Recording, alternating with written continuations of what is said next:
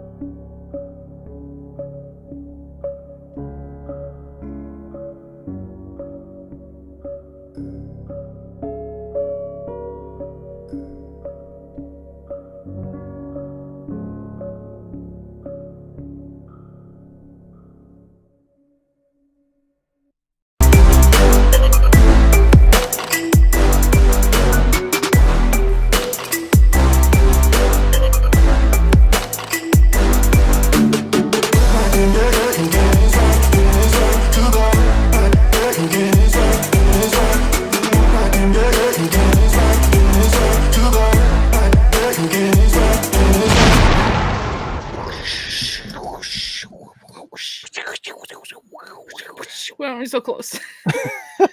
Your camera got blurry again. It was better before. What did you do? Your face got blurry. It's because I wasn't on it. It's because the intro was playing. I just got like a random YouTube notification that like I'm live, but it notified me like I'm a subscriber to myself. I bet you are. That way you have more subscribers. Yeah, that's totally it. Nerd. What's up, everybody? Welcome to another episode of the Wardcast, your weekly source for video game news, machinima, and survival horror discussion, updates on the Ward, and more.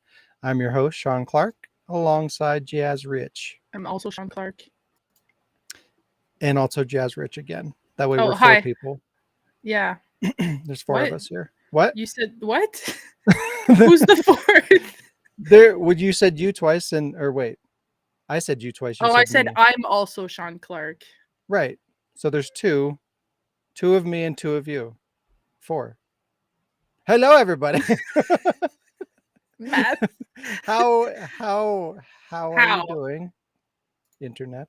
I'm tired, and that's normal. I'm tired. It's Saturday. That's how I live my Saturday life. We have a good amount of news. Well, I don't know. I guess it's kind of average amount of news because I feel like we've been having a lot of news recently. You know what I mean? Like it's typically like 8 stories or so on average, like right around there. It's like in my apartment building. What? It's 8 stories. Wow. Because it seemed like once upon a time it was like maybe 4, 5 articles on average, but now it's always like a shit ton, and it's all bad. It's all terrible. Mm-hmm. But yeah, so we're right around that kind of area again. I think it's like 7 or 8. 7. 7. For better or worse, we have news. Mm-hmm. But on the heels of a couple of episodes that were 5 people, now we're 2. Now we're 2 people. We're balancing it out. We got to make up for having too many people. Like we had too many times. Now we have nobody. So now we're just us, and we're right up close, right in your face. Yeah. And I don't like it. I don't know. This is the alternative. Where'd I go? It's so empty. It's so empty. Yeah, but now you can see my messy apartment, and then if you make it bigger, it shrinks, which makes no sense. I'm pretty hyper. Magic. It's magic. It's fucking magic. Hey, wow. Hey, wow. All right, wow. Wow. Oh yeah, sorry, no swearing. It's YouTube. Wow. Fuck you. Fuck that. So while looking through the news, what the fuck was that? I don't know. It sounded like a slide whistle. Yeah, it was. Is Diz in here? No. While looking at the news, I came across something. It's not video game related, but I just thought it was really weird. But apparently, like musicians are selling their catalogs of music. So like musicians no longer like own their music. So it's like you don't. I know, right? Because like normally you would attribute like, okay, well, this artist, they sang the song, it's their song and they own it, because that's how it's been since like forever. But now everybody, like, I think it started like a couple of years ago, probably like around the pandemic and whatnot, I guess is probably what triggered it. But in like just the last year, like in 2022 and the beginning of 2023, like there's over 100 different artists that have sold their entire like all the rights to their entire catalog. And like big people like fucking Beyonce and like Justin Timberlake and like Neil Diamond, like a lot of people are they're just giving away the rights to their music. So this is like becoming a They make normal too much money. practice. They're like, fuck, I'm done. But it's just like it's a weird concept to me, and I wonder like how it's going to be handled in the future. Because like if they continue to do this kind of thing and it just becomes the norm, and no artist own their music anymore, like companies are going to own it. So it's like I feel like it's going to kind of change that dynamic. It's like you think of, oh, that's like, whoever, it's a Beyonce song, but it's not. No, it It's like belongs to the like Super publisher. Spud 69 Right, exactly. It's kind of on a weird, TikTok. it's a weird concept. But it just bothers me. It kind of falls in line with just kind of how society is going, and video games and digital and everything, because it's just like nobody cares anymore. Like owning things like doesn't mean anything. It's like I feel like they're coming from the place of like, oh, I made the music, I put it out there, it was consumed, and now I can move on. Like I don't need to own it anymore, because that's just how things are now. It's everything's like really disposable, so there's no sentimental value, there's no attachment, there's no desire to continue to be associated with anything, whether it's a game or your music or whatever. And it's just weird. I don't like that we're getting so detached. But and I heard this, I've been listening to another podcast, the Joe Rogan Experience. Maybe you've heard of it, I don't know. It's a small podcast. uh you do know what I'm talking about, right? Oh my god, it's like the biggest podcast in the world. But anyways, uh Oh, I thought we were. we're number two. No, We're close. we're poop. uh but anyways, he was talking to what's his ass, Facebook guy, What? Zuckerberg, What's his Mark ass? Mark Zuckerberg, Jesse Eisenberg. and he was talking about like all this shit, like all this technology, this VR technology that they're working on to essentially like eliminate reality is kind of where they're going, because like they Good. want all interactions to be like through VR. And it's like, of course, he justifies it like, oh, you can't be there in the room with somebody. You can be in a VR room with them, and you can, you have more of an attachment, and because you can like be in a space in a room with somebody and like have that same feeling of physically being in a room with somebody. And they're developing this technology where like everything that you do in real life is mimicked instantaneously in the VR.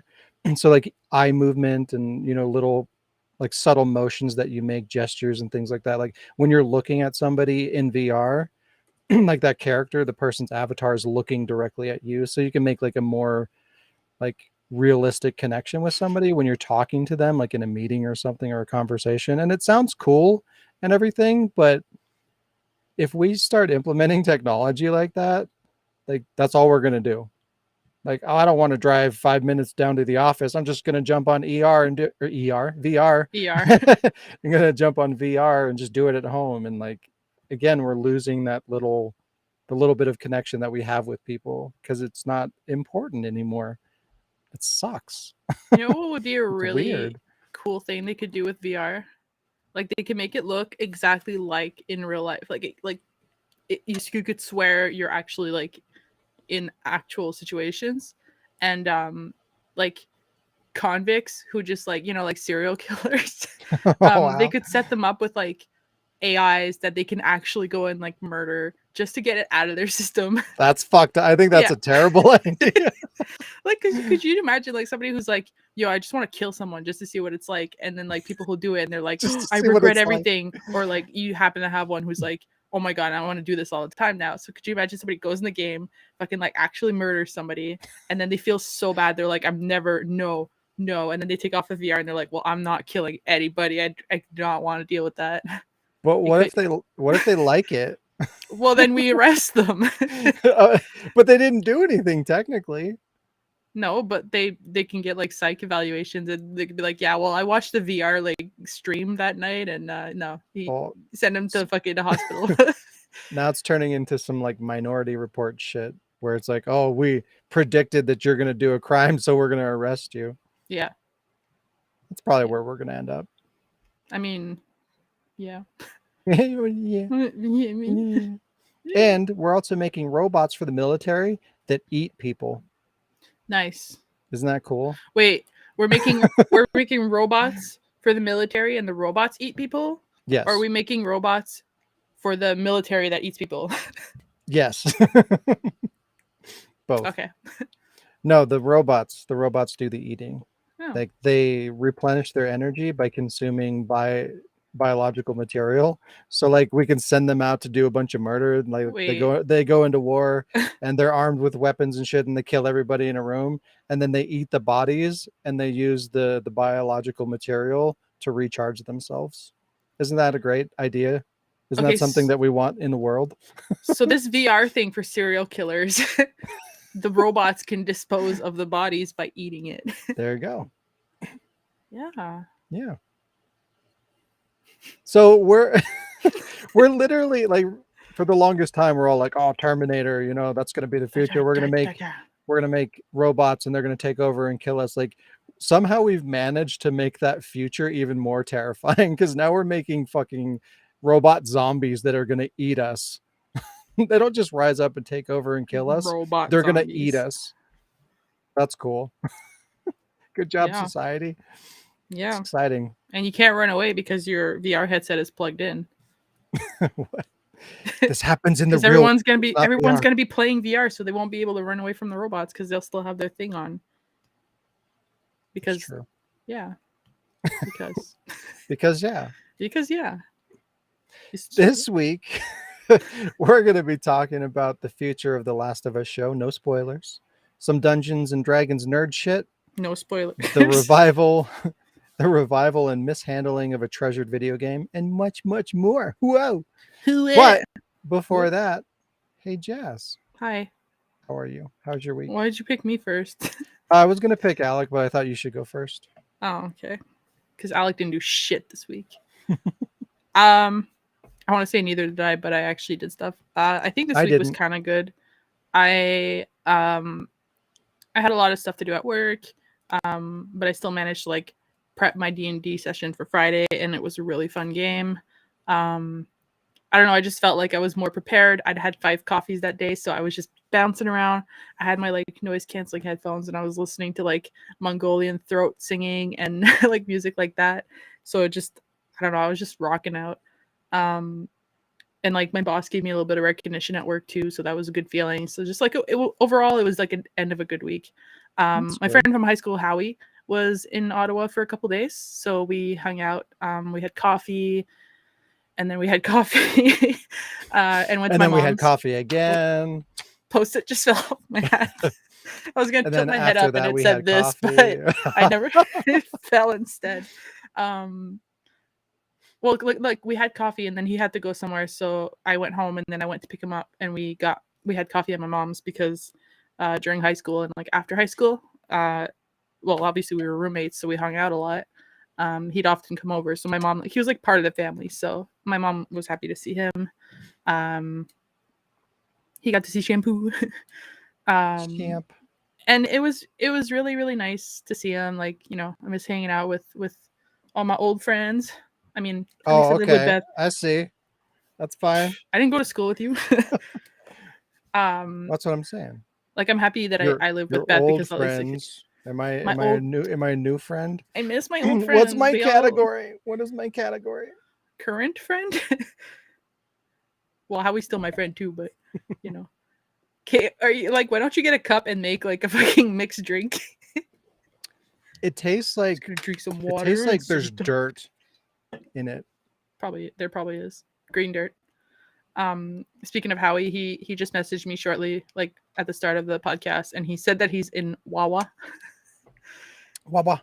Yeah, he's like, we're in Wawa. Wawa, Wawa, Awa, Wawa. wawa. Awawa. And then like that night at 4 a.m. I had an MRI and I did not like that. I don't know Why if you not? It sounds fun. it's it's not. If you're claustrophobic and anxious about everything, being like getting basically a clamp put on your head so you can't move and shoved into a machine where you can't move, it's really scary. Did not hey EZZ. I did not Hello. enjoy it, and I don't recommend it. So if ever you have brain damage, just say no to the MRI. Just Wow. just no. I don't think that you should take that advice. Sorry, this person I saw on a podcast said that I shouldn't, and I trust her judgment more than you, doctor. So Well, you could be a doctor. You don't know. I could, but I'm not. So Well, don't take my medical advice. Just take my don't ruin the professional illusion. advice. As someone who's had like one MRI, trust me, I know more. Makes sense. Like one, a whole one. Was it a full one though? Yeah, but they didn't put. It wasn't contrast, so I didn't have. There was no dye. Apparently, I when they thought you put dye, you answered can that react. seriously. You're like, yeah, Oh, yeah. I don't know. There's some that are maybe longer. I don't know. I wasn't there for a while. It felt like forever. Forever. What else did I do? I watched. I watched. I had the cough. Just a couple movies, but not many. I watched more Simpsons, some Family Guy. I didn't unfortunately have the extra time to watch Last of Us. Jill wants to watch it too. That's So weird well, because she's watched usually it, but like Simpsons and Family Guy is like two completely different audiences. Like normally somebody likes one or the other, so you're like, oh, I watched them both. Fuck it. well, I Fuck, like fuck I the like system. well, I like you know Simpsons, Futurama, Disenchantment, Family Guy, American Dad. Like I like those. Family Guy kind of is the one that I'd say like it pushes my limits just because like I find the repetitive jokes annoying. I find it gets at one point a little bit too much of poop humor. And like that's me saying this. How dare you? It gets very like very political at times. And it gets really racy. Because Seth MacFarlane doesn't give a shit. But then if you watch American Dad, it's a lot better, like in that sense. So I'm like, well, how come Family Guy is just the show that everyone's like, you know what, do what you want. We don't care. We won't take it personal. And then because I've watched a lot of Family Guy, if I'm falling asleep, I don't want to keep watching Simpsons because I'm at like season 26 where I haven't seen it. So I switch over and I fall asleep to Family Guy. But yeah, they're pretty funny. And I've played. You wound me because like out of everything that out of wound you. everything that you mentioned, like I'd probably say I like Disenchanted the most. But before that, I would have said that I liked Family Guy more, and you're like, oh, I can barely. I No, don't almost get hate me wrong. the show. I like it. It's really funny. I'm just saying, as it progressed, it hits a season where you're just like, okay, this is like it's not as funny anymore, and then it comes back with another season. Like when season 9 came out and they had like the whole murder house thing, the mansion with James Woods, that I fucking loved it and it was funny. And then it keeps going, like it does the wave. And The Simpsons did the same thing too. Because at one point it felt like The Simpsons was trying to be like the style of Family Guy. And I remember like I watched The Simpsons when I was young, and then I didn't watch any of the new ones. And then I would watch random episode on TV when I was like at my mom's or whatever. And I'm like, it's trying to be Family Guy. And I realized like it's not, like this isn't the Simpsons I remember. What the hell? And then having started Simpsons from the start, I'm like, this show grew with its audience. Like it's still going, I think.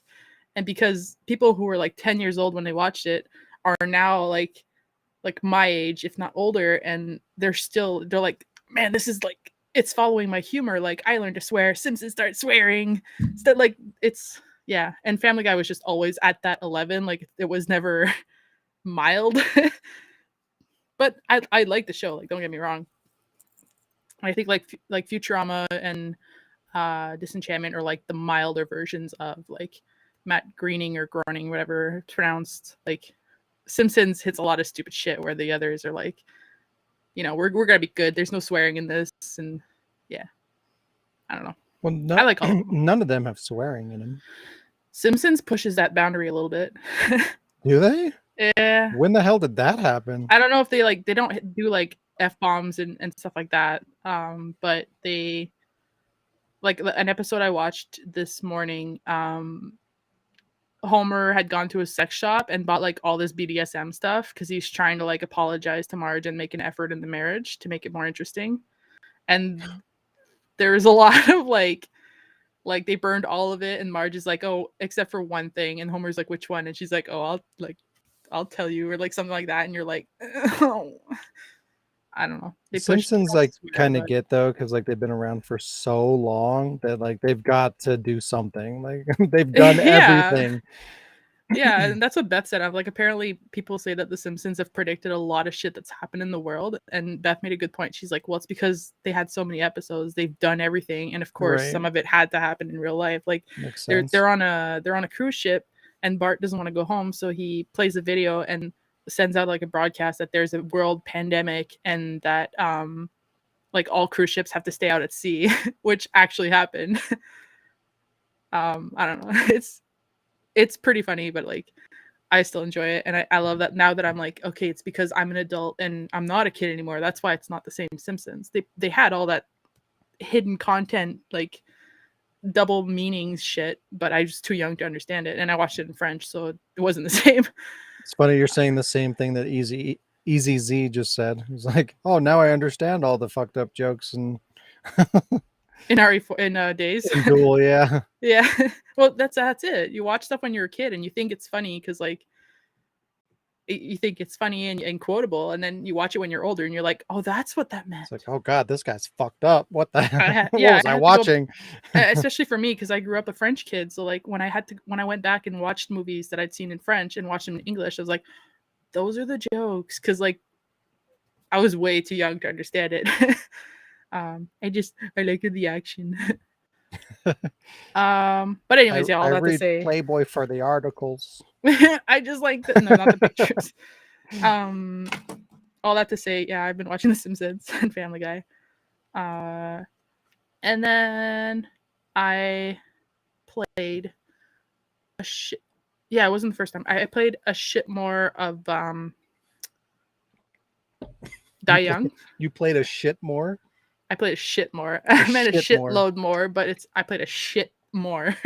Because at first I played a shit ton, and now I just played a shit more, not a ton. Um, of Die Little Young. shit. I really, really enjoying this game. It's so much fun. Um, like at first I was like, oh man, like I don't know where to go, I don't know what to do, and then I started learning the game a little bit more, and I found like whole new areas that I could have gone to. Like Carmen was watching me, I was streaming for her, and I was trying to find a way down to this area, but like if I jump off the cliff, I die. So I was trying to find like little ledges to go down the cliff slowly. And I spent like about an hour doing this, and I kept dying and dying and dying. And finally, I was like, "Fuck it! Like I'm gonna come back to it when I'm more fresh and I'm not tired and I haven't been doing this for an hour." So the next day, I went on, and turns out like where I was, there's a path that just goes like down, and I was like, "Oh." Oh, So I put it on YouTube. I was like, "Carmen, kill me now."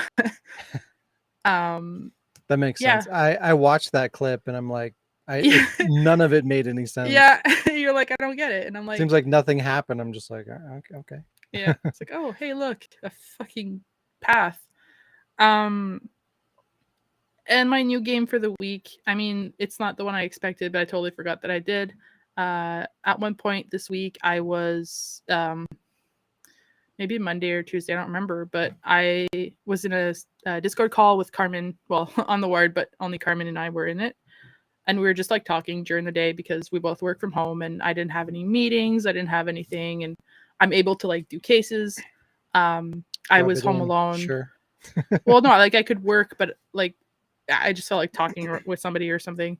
Yeah. Beth was at the office, so me talking wouldn't have disturbed her during her training, like because she trains people, so she's in a call. So I was like, hey, like let's talk, and we just like talked about all kinds of stuff, and then during my lunch break, I got on Steam to see what shitty little free games I had that I could just randomly play to kill time. And one of them was uh, Poppy Playtime. Poppy? Yeah, Poppy Playtime. Like, Like Poppy, like a poppy. okay. The cocklicker. What? So What? I have to explain this. A poppy, like the flower in French, it's pronounced like coquelicot. So it's a cocklicker. Don't worry about it. That took a turn. Yeah, it did. Poppy Playtime. I had no idea what the game was. I was like, oh, I don't know, it's gonna be some like weird shit. And you're like in this toy factory, and there's like a giant statue of this like blue, looks like Gumby motherfucker, and he's just like smiling, and he's all happy. And then you go and you're like trying to figure out like open the doors because it's all off and the power's out and all that. And then you come back to the room and the fucking thing's gone. And I'm like, oh no. And Carmen was watching me. And I'm like, I don't know what's happening. And at one point, like, this thing is chasing you and it's got like these crazy freaking sharp teeth. And there's a lot of screaming, a lot of jump scares. I was freaking out. Carmen was freaking out. And like, it took a turn and it was enjoyable. And I'm like, hey, that's the game I played. I finished the first chapter, but then I think I have to pay for the second one. And I was like, fuck. But that was my new game. Because it counts. It's a game. It counts. Because it counts. I might have played for an hour. I played it because it counts. Yeah. You sound like Alec. Fucking yeah. Download. My name is Mayo. And I got a platinum. I got a trophy in opening my blinds today. I opened my blinds. I got a trophy. It counts. It counts. Because it's a game. That's my week. That's all. But I have show and tell. I kind of have 2 show and tells because this one came in today and I wasn't expecting it to. I ordered a sad lamp. I was showing it to Sean earlier. I don't know if people know what a sad lamp is, but it's like light therapy to give you vitamins that the sun originally gives you if you can't go in the sun. For vampire people like us. Mm-hmm. Exactly. And it doesn't actually have UV rays, so it's not going to affect my allergies, but it'll give me the vitamins and it's supposed to help with stress, anxiety, and all that shit. So yay, exciting. And it's the moon, and I love the moon, but it's really bright. I love the moon, but it's really bright. The lamp is really bright. My other show and tell is a gift that Howie brought me from Munich. Munich, Germany. Thank you. It's because I was like, Munich is in Germany, right? He's like, yeah. I'm like, because I keep confusing them, like Munich and Moscow. Like they both start with M, and I keep forgetting which one's Germany and which one's not. Yeah, it's a little. Okay, I'll show you. It's a little box. It's a little box. I think it says München. München, whatever. Munchen. There's a little bird on the back. A bird. And it's got this little crank here. So what it is it cardboard? Oh yeah, this is just like a little box. It's just a little cardboard box. What's inside the box, but it's gonna stay in the box because that's where it goes. Oh shit, I opened it from the wrong end. I don't know how to do this. I don't know how to open boxes. I don't. This is the unboxing live in this little box. I unboxed it at the store too. It's one of these. It's the little music thingies. Hey, I saw one of those in Village. Get it away. Yeah, but this one's good. Okay. So I don't know if we were talking about it on the podcast or like just in a call, me and Diz, but you know the anime Ghost Stories? Have you seen it? I've seen like clips of it, but I've never actually watched the show. In English or in Japanese? English. Okay. Because obviously like Diz has seen it and we talk about it all the time. Me and Howie, because I had it on DVD, we used to watch it all the time. We would laugh our ass off and we'd just like quote it and stuff like that. There's an episode. So dumb. There's an episode that I don't know if Diz is probably not listening to this, but there's an episode where there's a ghost playing a piano and he play the piano playing for release. And they're like, oh, if you hear the song, it's got you. It's kind of like the ring there. Like if you hear the song, the ghost now has you. And then you're going to hear the song, I think like 2 or 3 times. And on the 3rd time you hear it, you're going to die. And so like the character is like trying to like break the curse or whatever. And like you hear the song and it's really creepy. And that's what this plays. So that's why Howie got it for me. So when he gave it to me, he's like, don't look at the back, just turn the crank. And I started turning it and it's like, now I can be creepy. So I'm going to wait until the next time Diz is in the call. I'm going to do that real slow and make her think she's going to die. But yeah, it's just a little box. It's really nice because I like... Big old little box. I like stuff from all over the world. And like, Beth got me a lot of cool shit from Germany. So now I have like another one to add to that. And I'm going to have my little Germany shelf. How dare you be cultured? I just am. I guess this is part of the week because we talked about it on the podcast, me, Diz, and Carmen when we were all on here. We were joking around about starting a book club, so we kind of did. I mean, I was like, hey, you guys still want to do this, right? And you're like, yeah. So I created the group on Discord. I just randomly named it CDJ. We're the nerds who book, and we Diz picked our first book, so we're gonna start that. But we're just gonna be reading the same book and talking about it, and we're gonna be nerds.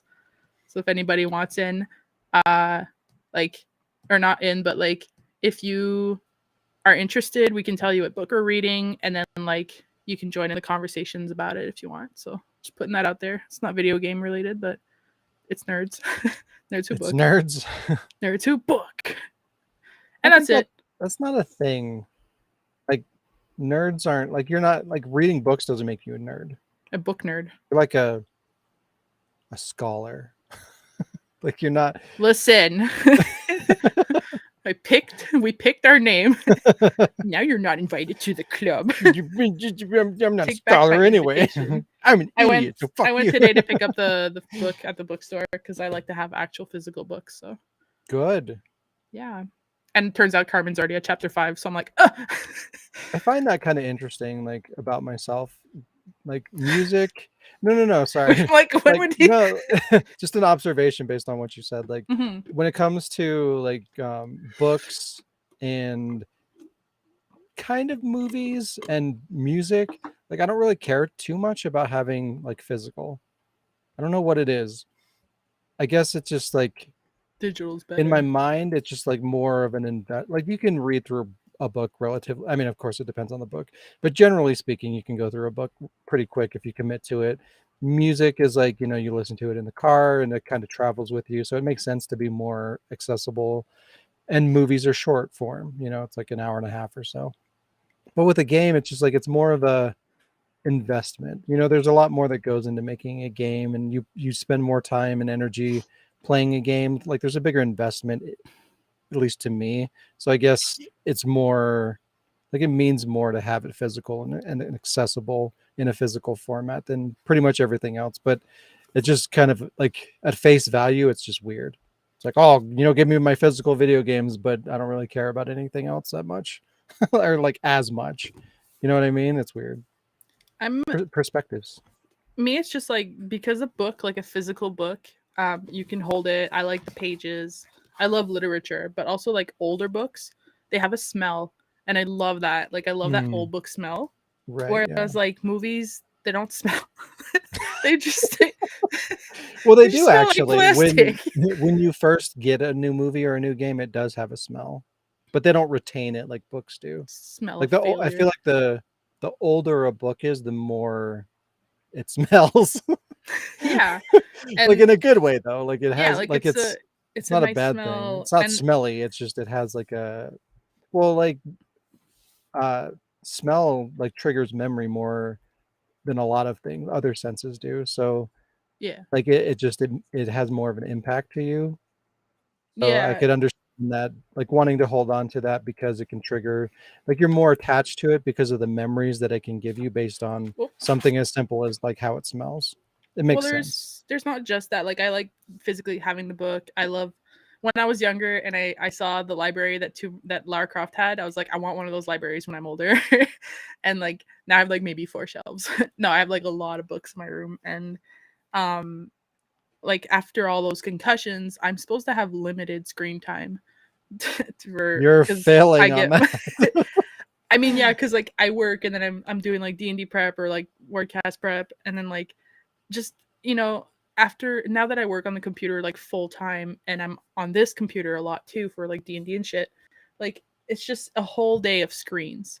And then it's nice at the end of the day, like I don't have to worry about more screens, a Kobo e-reader, my phone. Like I can just lay down in my bed, turn on my little moon lamp, and just like actually physically read a book and just chill. Like I don't have to worry about my eyes or my head hurting or anything. That makes I sense. have to wear my glasses though, because after a while the book goes like like the words just disappear. Yeah. It's weird. I don't know, like what part of my problem too is with reading. I don't know what it is, but when I get I get anxiety when I'm reading for too long. Like I don't know if it's like a strain thing or like what it is, but when I'm reading something for like an extended period of time, like if I'm reading like a good chunk of a book for like an hour or something like that, I'm just constantly reading. Like I literally like my chest gets tight and like I just Say your tit, my tit gets my tit tight. my tit gets tight, I but feel it in my boob. my chest gets tight, and I feel this like overwhelming anxiety, and it's probably something related to my vision, where like the strain or something like that, but it makes Could it be. very unappealing to me It could be because like either your prescription's changed or you're just like well I don't forming the know words. Your brain's like, because maybe it's that maybe maybe you're it's just like dumb. a maybe I'm dumb You're because not yeah reading. Your it brain's like, doesn't stop it, it doesn't matter stop. if I have my glasses on or not, it still affects me the same way. So I don't know what it is. I have a mental disorder. I don't know. You're dumb. My brain my brain doesn't like the learning through words. My brain doesn't like it. I love this thing. And Howie, you're not listening, but I love this thing. How dare you, Howie? You should be listening. Speaking of Howie, Sean, how was your week? That makes no sense. My week Shut up. was it was okay. Hmm. I was able to Oh, spend okay. some time editing videos, editing unboxings. I oh my god. It seems like an impossible goal. Like I spent this week I probably spent a good 2 hours editing those unboxing videos, and I'm like Jesus. halfway through one video, and I have three of Mine? them to do. No, yours isn't going to be too bad. I think your unboxing took an hour or so, but like I have two videos from Lee's unboxings that are like 6 to 8 hours a piece. It's a Jesus. lot to go through, and So anyone because sending Sean boxes, don't make it a huge box. Give him a if little you bit at a time. like if you just think about it, okay, well, it's 8 hours of video, so it's a minimum of 8 hours just to go through it, plus the Yeah. time it takes to go through and rewatch over and over again, make cuts and edit and put sound effects. So you're talking like realistically it's probably like at least like 16 hours of straight work Yeah. just to get through one video. Like that's a lot. But I don't know, Like, I am having some fun with it because I'm one thing that's kind of cool. I mean, it's good and bad, but like I won't edit for a couple of days and then I'll go back to it and I'll be like, okay, well, I kind of need to rewatch everything to kind of get caught up to see kind of what I was doing. And as I'm kind of going through the video and rewatching it, like I'll come up with other things that I can like different effects or cuts that I can make and things like that.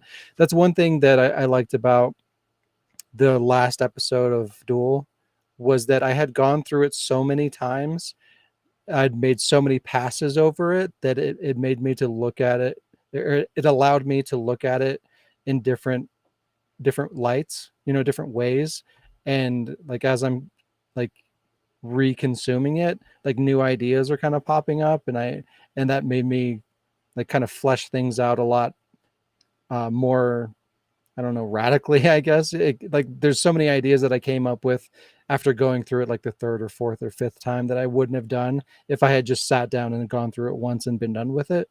mhm. So there is a benefit to that, but also not great because it takes a lot of time and I don't have time. Time. Well, I can imagine. I mean, when Lee sent me a box, like it wasn't as big as the ones he sends you, and I pretty much can imagine, but it was pretty fucking big, and I had to make it into two parts, and I cut a lot of like rather than have me like silently cutting open something, like I just cut that, right? And I Yeah. still had to do it in two parts. So I can imagine how much fucking Yeah. shit you had to go through. Because Like, I watched your video. It was two parts and each one was like 40 minutes, right? mhm. Yeah. So you could imagine like what I'm Whereas the dealing one with. with Diz, I remember I was like, doop, doop, doop. Yeah. Yeah, the Diz one was pretty quick too. I went through like I yours had was like fun an with that hour. one. I Yeah, rewatched that they're one all recently, and fun. it was stupid. I'm not complaining or anything. Like it's nice and it's appreciated, but goddamn, it's a lot of work. I'm earning the shit that I get to a degree. Yeah, that's how you work for it. Yeah. And I consider that too. Like I could just be like I could have just like tore through it real quick and been like, well, here's the thing, here's the thing, here's the thing. We're done in 30 minutes. You know what I mean? But like I try to make it entertaining and interesting and do Yeah. fun things that make it engaging to watch, and I try to put my humor into it and stuff. So hopefully whoever sends me a box and I do an unboxing video, like there's a little bit of a trade-off there. Like I want it to be worthwhile. Like I don't want people just sending me shit for the sake of sending me shit because it makes me feel bad. So nobody sends So shit to Sean just because you want to be nice. Make him I mean, fucking work for it and make it mean something. Otherwise, he's not I'll gonna open it. I always appreciate it and it's Uh great, huh. but like I want to give back, you know what I mean? I want to feel like I deserve it, like I earned it, like I can give something back and on my end is all. Well, it's just like you don't anytime I want to give you something, you're like, no, don't do it. I Like hate getting gifts. I'm the same way, but like not like I have the same mentality that you have, but I can appreciate and accept things more than you Well, can. well, like I appreciate things and I accept them, and like it's not that I hate getting gifts. Like I appreciate getting gifts. I like to give things to people, and I always feel bad when people get me things because then I'm like, well, now I have to get you something.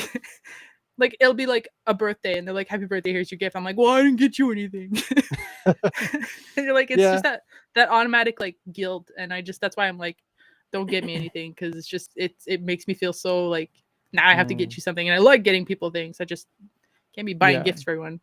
So don't send me something just for the sake of sending it to me. Send it to me for a purpose and entertainment, so I can give back. I'm trying to I reword what you said, but I forgot half of it. Yeah, I guess that's kind of the way that I approach it too. Like I feel I have the same outlook that you do. So I Yeah, Hotmail. I convert that into like turning it into content. Like I guess it's YouTuber syndrome. Because you have this kind of mentality of like, people contributing to you, like, there's Patreon and stuff like that, and Yeah, just kind of views in general, like people giving you their time for content, right? So there's kind of a trade-off. So like I look at it in terms of like, well, if somebody's nice enough to give me something, what can I do back?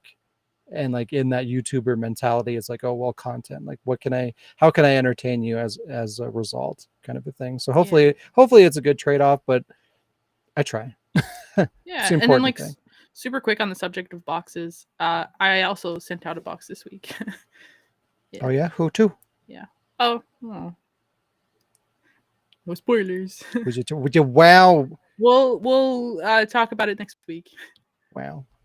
Yeah, uh I got sidetracked. My week. Yeah, boxes. editing unboxing videos. Doing that. Tonight I have to get ready to fly out to Atlanta tomorrow morning. So What? for work, I'm going to be over there for 4 days training. I've never been there, and like I don't know. I have to go to a Atlanta. hotel and be with a bunch of strangers, and I don't want to. But Who's gonna hang out with your mom? my brother probably. He Mm. should be. Well, I hope Yeah, I'm he like, should be. But yeah. But yeah, I made sure that she's doing better, that's good. but still, she's getting there. But she won't be alone. That's the important thing. Yeah. I haven't watched I haven't been watching anything. I've been watching YouTube stuff. Like I don't know, like it just when I'm home, like I've been just work has been killing me, and like when I'm home, it's just like like lay down and I like shut my brain off, and I'm like something goes on the TV, and it doesn't matter what it is. You know what I mean? Like I haven't been in a place where I'm like, okay, I'm gonna sit down and watch something, and that's typically when I'm gonna watch a movie or a show or something that I feel is like worthwhile. Like I want to be invested in it, and I just haven't kind of been in that mindset right like recently. So it's just like, okay, well, what can I put on in the background? And that's typically YouTube. But kind of being in that mindset, I've been I found this YouTube channel called Rerez, and they're like a I guess they're like a review kind of channel, but they're kind of like a parody kind of thing. I get well, not a parody, like I guess it's kind of like angry video game nerd in a way where like they do reviews, but they're trying to be funny and entertaining about it, and they're just kind of ripping into these terrible, like they specifically review like really shitty games, and they kind of deep dive like into all of like the facets of these terrible games, and they make jokes about it, and the videos are like really polished. So it's just really entertaining. It's a really good channel. I like it.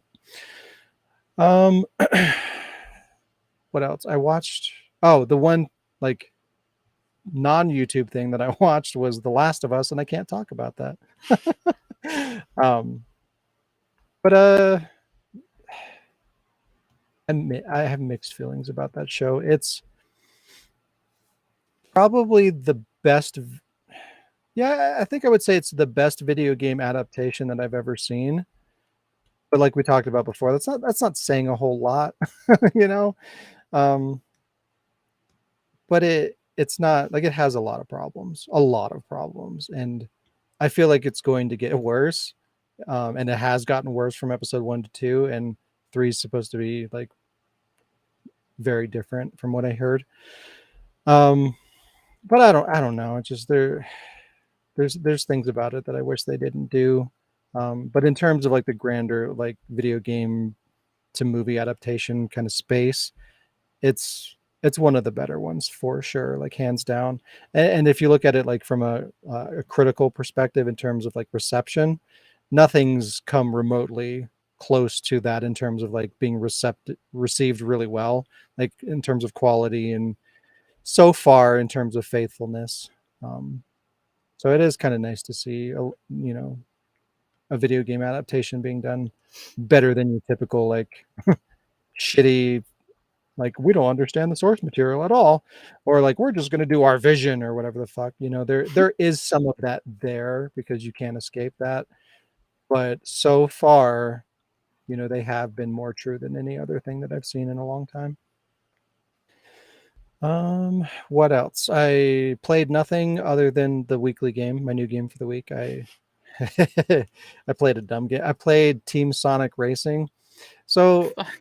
right now, like I'm just kind of like I'll go to like my library of games that I have like digital, like something that's just quick and accessible that I can play for the sake of playing something new and different.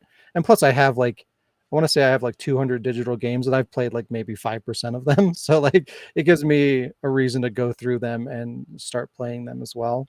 So it's not Yeah. like it's not like a throwaway thing, but it's easier to do it that way for now. Eventually I'll start opening games and playing those too. Yeah, right. Um, I open things. I do. It's just not. The only thing is, like, it's not that I'm not willing to open things. It's just that I don't have the time to play the To open games. things. Don't have the time to open them. Kinda. But yeah, I played that. It's okay. Um, I don't know. It's kind of cringy.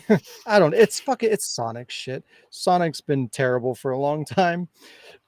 But the gameplay is kind of decent. It's kind of like a Mario Kart kind of game, and it's hard to fuck that up. It's pretty straightforward. It's like It's like Diddy Kong karting and Racing. yeah, it's formulaic. Yeah, words. But it's okay. The voice acting is terrible. The story's terrible. Um, the guy that they got to do Sonic it's a very weird casting choice. Is Like it it Ryan just does Reynolds? not. It might as well be because it just does not fit him at all. It's very weird. But I guess I don't know. I guess it depends on like what your expectation is for like how Sonic should sound. You know what I mean? Because we all probably have our like entry level of like where we started to experience Sound like Steve Sonic. Burnside. Yeah. Um, but I don't know. I guess I expect him to sound like the games that I played when, Sonic first got a voice or like the TV show or something. And it's very different. Um, yeah, that's kind of it. Um, Trophies are garbage. There's a trophy for like playing 3 players offline. Like, The fuck? why? That means I've got to have three Mom! fucking man. It means I got to have 3 fucking PS5 control or PS4 controllers, and I have to get 3 people into a room to play this game so I can get 1 trophy. Like, come on, Like, it should why? just play 3 people? Yeah, Because you could just plug in 3 yeah. as I like mean, guests. but even that, like, I would have to buy 2 more controllers to do that. You don't So, have like, 3 controllers? why would I have three I still controllers? have all my old ones. When they have drift, they don't have drift anymore. It's weird. Well, I get rid of mine. Like when I have Oh, a broken lame. one, I'll get rid of it and I'll just replace because I have no like everybody I play with, I play online. You know, True. in like during the Xbox 360 PS3 era, they essentially killed couch co-op. Like that stopped being a thing. So like they kind of trained the audience in general to like start playing online. So even when on the rare occasion that you're able to play couch co-op, it's just like we were brought out of that idea. You know what I mean? Like we don't think about things, oh, we're gonna sit down on the couch and play with a friend. Like they eliminated that for like a decade. So now when And we're now it's thinking, oh, back. we're gonna play multiplayer, you know, you just assume, okay, well, we're gonna play online. The multi-tap. But yeah, so I'm not gonna buy two fucking what PS5 controllers are what, like fucking $70. Mm. So yeah, I'm gonna pay $120 so I can get this one trophy. Yeah, sure. Alec might do that, but Alec. not me. Alec. Yeah, that was my week. That's all I did. Not a whole lot. Show and tell. I have two things. I got this from Play Asia. Pleasure. Playsia. It's a double pack. It's remothered. Hello, hello, hello. It's the second one, right? Oh, and the first and It's the second both. one. It's both. Oh, Yeah, yeah. it's pretty cool. And it's the like Asian release, so it's like in Japanese, and it also has English options. Wow. So yeah, it's cool. But this is the only way you can get like the double pack is through the Asian release. Does it like? Will you be able to play it? Yeah, it's all in English. But I mean, like the region. Yeah, it's Blu-ray. Blu-rays are region free. Okay. Well, unless it's a movie. But games, I don't understand that. I don't understand what? that. So you have one format, Blu-ray, and you do movies on it and you do games, but the movies are region blocked, and the games are region free. Why? Why? Why? Why you do that?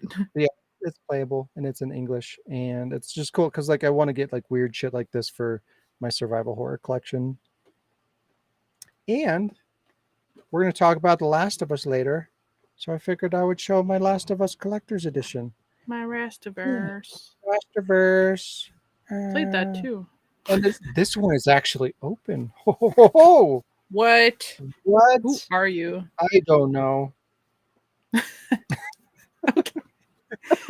I don't know. Well, I bought this when I, like this was my copy of the game. I couldn't afford to keep it sealed unless I didn't want to play the game. So when I bought it, I had to play it. But it's got a steelbook. Wow. It's kind of bleh. Like it's not bad, but it's really kind of plain. But the more important thing is it has a really nice art book. If I can get it the fuck out of there. You come with a firefly pendant. Yeah, it's like really nice.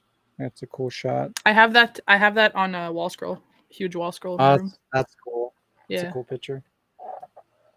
But like I've never even opened it, so it's not like I don't want to open it because it like creases the thing. I know I'm a crazy person. But yeah, it's got a book really full nice of art that I don't want to look at. Exactly. I can look at it online. Can't open the door to this museum because it's never been open before. I can look at it online. Shut the fuck up. Jesus. I can play the game and then I see it's got a comic book. Oh, I have that. You read it. Is it? Well, it's just the DLC, isn't it? Basically. No. With Riley. It's when Ellie first gets to Boston. Oh. Yeah. And she first meets Riley. Well, I guess I can just watch the show for that, even though they're going to change it. But read the comic. So is it just the one, or is it like a multi-part? Yeah, they were series? supposed to make more, but I've been waiting for years, and they still. It says right there. It says 1 of 4. 1 of 4. 1 of 4. Yeah. 1 of 4. But they didn't make 4. So I'm guessing that's just like a demo and it's not the full comic. So they never actually released the whole thing? They did, but like one comic. But it looks I think mine's thicker than that. Yeah. So okay, that makes sense. I think like I don't know, maybe you get 4. It's just kind of like a preview or something maybe. Yeah. Or like it's kind of like they do like the not the omnibus, but like a compilation, it's like they'll do like 4 individual releases and then they'll compile them into one release kind of. Now I want to go look at mine and see if it ends where the game starts, because I thought I had it out here. I guess not. I probably brought it back to my room. But yeah, this is bittersweet though, because like it is cool. Oh, this also came with DLC, I think. Yeah. Oh, the soundtrack digital, a dynamic theme, and a Jill and Ellie avatar. Yay. I have the soundtrack for that. It's so good. But no, this sucks because like it's the same thing with The Last of Us Part 2. They made 2 collector's editions. They made like kind of like a mid-tier collector's edition and like a high-end collector's edition that comes with the statue. Mhm. And I missed the higher end collector's edition for fucking both of them. Well, actually 3 technically, because there's this one. Like the premium collector's edition is everything that comes in this plus a statue. And then they did a Last of Us Part 2 collector's edition that comes with Ellie's backpack, and I missed out on that. And then they did a Firefly edition for the Last of Us remake. Missed out on that as well. God damn it. Oh, It's annoying being a collector. Let me tell you, you don't understand. I know. I'm 2 dice away from 600. It's really annoying. It sucks. Just want to like find 2 dice on the street somewhere, but And like I've always had this mentality. Like I'm kind of forcing myself to get away from this mentality for a multitude of reasons. But like the way that I've always looked at it is like I want to have the best version of the thing. You know, like whatever I'm getting, if it's something that I want to have in my collection, like I want the best version. Like I want the complete version. I want the thing that has all the things. You know, like if I'm gonna own it, why not have the best version of that within reason, of course. Like I couldn't bring myself to fucking buy stupid shit like the $1,000 collector's edition of Resident Evil 2 remake that comes with a typewriter. Like I couldn't get myself to buy I think it was like a $1,600 collector's edition of Resident Evil 6. Like, that's stupid. you know, I'm not a crazy person. I have standards. I have standards. I'm a collector with standards. But you know, I just always had that mentality of like, if there's a collector's edition of a game that I want to buy, like, yeah, I would like to have the collector's edition, or there's like a gold version that has all the DLC. I would like to have that, but there's just too many games and there's just too much bullshit and everything's too complicated. Like half the time it's like, oh, well, you buy the gold edition and yeah, it comes with the DLC, but it's not on the disc. And it's like, so it doesn't really mean anything. And I don't know. It's like if you're not on top of everything, it's like there's some collector's editions that literally sell out in like 10 minutes. And then what are you going to do? Like buy it like on the secondhand market for double the value? Like, fuck that. It's just stupid. Being a collector sucks, all right? Stupid. It's got its Yeah. moments. Stupid moments. There's pros and cons, you know. I still think my biggest highlight is Fortnite, which is ironic. Gabbage. That was my week. It is time. Speaking of gabbage. It's time for some news. Wow.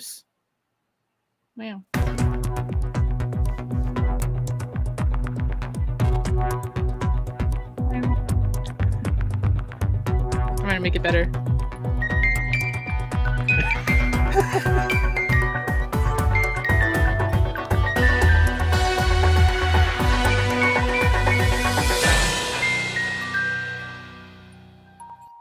I don't think that helped.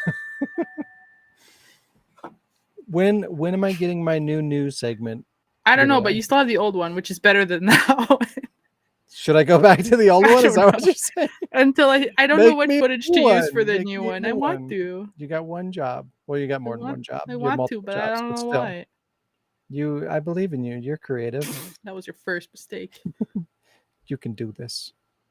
You can do it. I have the technology, sort of. That is not what I wanted. I hate that. Dungeons and Dragons. That's not what I wanted. Let's try that again. That's what I wanted.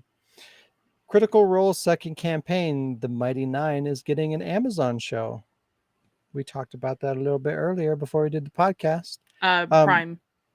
Oh, Amazon is Prime.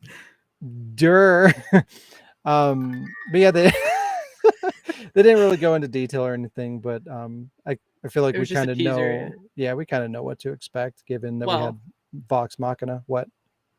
Like we who have watched it know. What? Wow! What do you? I've seen Go straight to campaign 3. I thought you were talking about Vox Machina or the show, the Oh animation. no, I'm talking about like I thought you meant like campaign 2. We know what to expect. I'm like, no, you don't. Oh no! I mean, in terms of like what this adaptation is going to I look know. like. I can't wait to see it in Yeah. animation. It's gonna be so funny. But yeah, since I haven't seen campaign 2, like this is my first kind of experience seeing what the characters look like, and like it seems kind of, I don't know. This one seems like a mixture of like the characters in Vox Machina or campaign 1 and campaign 3. It's just weird. I feel um, like what they're so different. are they? I don't. Well, Yeah. no, just cosmetically. I'm sure they're plenty. I'm sure they're Uh, plenty different in the game. This is well, the you've got like races are completely different. I mean, they don't have any elves this time, and last time they had 3 or half elves. well, like look at the blue girl. Like she, with That's the whole tiefling. with the horns and Yeah. like she's like sophisticated. Like she's got like higher class clothing and stuff like that. I'm saying cosmetically. I don't know about the characters, but like she reminds me a lot of one of the characters from campaign 3. And then you've got the dwarf, which is like, you know they had a dwarf in the previous campaign too, So with that's not a the dwarf. cleric. It's not halfling. I can't tell you what it is because it's Oh, spoilers. what? Um, yeah. It's a short person. That's Wow. But again, just like initial perception, cosmetically looking at these characters, like it feels, it wasn't what I was expecting because it looks very samey. yeah, but Because you've there's so many races in this game, right? Like it's bound to Yeah, look kind of repetitive. Although mm, like I if guess you that's look at fair. who played which character in campaign 1, you wouldn't think that it's the same ones for campaign 2 because their characters are so different in contrast from 1 to 2. Hmm, Yeah. that's fair. Yeah. Well, you already know who the blue one is because of the cupcake. Yeah. But yeah, I mean, I want to watch campaign 3 before I go back, but I'm probably going to go. Well, if I ever get caught up with campaign 3, because it's so much fucking to watch. But if I Yeah. ever get to that point, I'm probably gonna like I'll probably reset and then I'll start with campaign 1 and then work my way into 2. But it's it's so much to Good watch. luck. It's so I'm many I'm in the hours. 80s of campaign 1 and Oh my I've watched god. maybe up to like 20 campaign 2, maybe 20, I don't think so. Like I went just to get a little bit different. I switched to campaign 2 and I went back and forth. But I also Why have the comics for campaign 1, why right? is it So so long? Like I can appreciate it, but god damn it. It's too much. well, just bear in mind when you start campaign 1, they've already been playing for years. They're like level, Hmm. I think like 5 or 6 or something. Like they're low level at that point. So like all the episodes in campaign 1, like it goes way back from when they used to play at home, which is what Damn. they put in the comics, like everything that was before that, or some stuff that was before that. Yeah. And I also have this on the subject of Mighty Nine. 29. Mighty Nine. Anyway. But no, this was, I mean, the big takeaway from this for me was the fact that like we're one step closer To to the making edge. campaign And I'm 3 about to rank. an animation, and that's what I want. That's what I need in my life. Wow, because you just want to see fresh cut grass. I do. It's great. And Fern. Fern. Plus, yeah, I want to see her stealing a bunch of shit. I just watched a compilation of Fern has no filter, and it made me fucking laugh. Yeah. I also like Travis's characters. He's funny. He's so fucking stupid. And that's the thing. If you look at his character, like Grog, you've seen Vox Mhm. Machina, like Yeah. Grog compared to um fuck. It's because I'm thinking Tarvis, but that was from a one shot because he didn't give his name for his character fast enough. Uh, um. Anyway, his character, like he goes from a giant Goliath to a half orc, and it's really different. Yeah. Fuck is his name? Uh, I can't think of it. It's with a D. Debney or Oh no, that's his campaign 3 one. I'm talking about like campaign 2 where Oh, he's the half oh, orc. 2. Okay. But I'm just thinking Tarvis, so Oh, okay. Well, I I can't. mean, I can't help you with that. I haven't I seen know. campaign 2. God damn it! But it's gonna bug Yeah. me anyway. Yeah. In other D&D news, Yee. Wizards of the Coast is backpedaling on the proposed changes to the D&D Creative Commons OGL. Mhm. The changes would have removed the open gaming license currently in place that allows for creators to make and use their own content based on Dungeons and Dragons 5e rules system. These Fjord. change what? Ford. It's his Ford? name. Sorry, keep going. What? Wow. Ford. These changes to policy were revealed via a leaked document and were met with a massive outcry and many creators turning their backs on the brand in favor of creating their own rule sets. As a result, D&D creator Wizards of the Coast have announced that they will no longer be making any changes to the OGL, leaving it 100% unchanged going forward. So that's good. I think my group that I play with on Fridays, I believe that's what they were talking about. I stepped away and came back, but they were talking about the whole because it was like I get where Wizards of the Coast is coming from, but like you have your game and then people are making their own game that's not even anything like with that, but they're calling it Dungeons Yeah. and Dragons. And it's like, and then they're claiming it as their content and making money off of it. So Yeah, yeah. it's kind of similar to like Creative Commons licenses in terms of like Mm-hmm. YouTube, right? Like there's so much transformative content that like yeah, like people win and lose based on that, but like they're I feel like having it is better than not having it, because you're feeding into the community where you're driving that excitement and that investment where people are going to go and they're going to buy miniatures and books and like all these things that Wizards of the Coast is going to benefit from financially, right? Yeah. So it does make sense, and they win out in the long run, even though maybe they could be making more money based on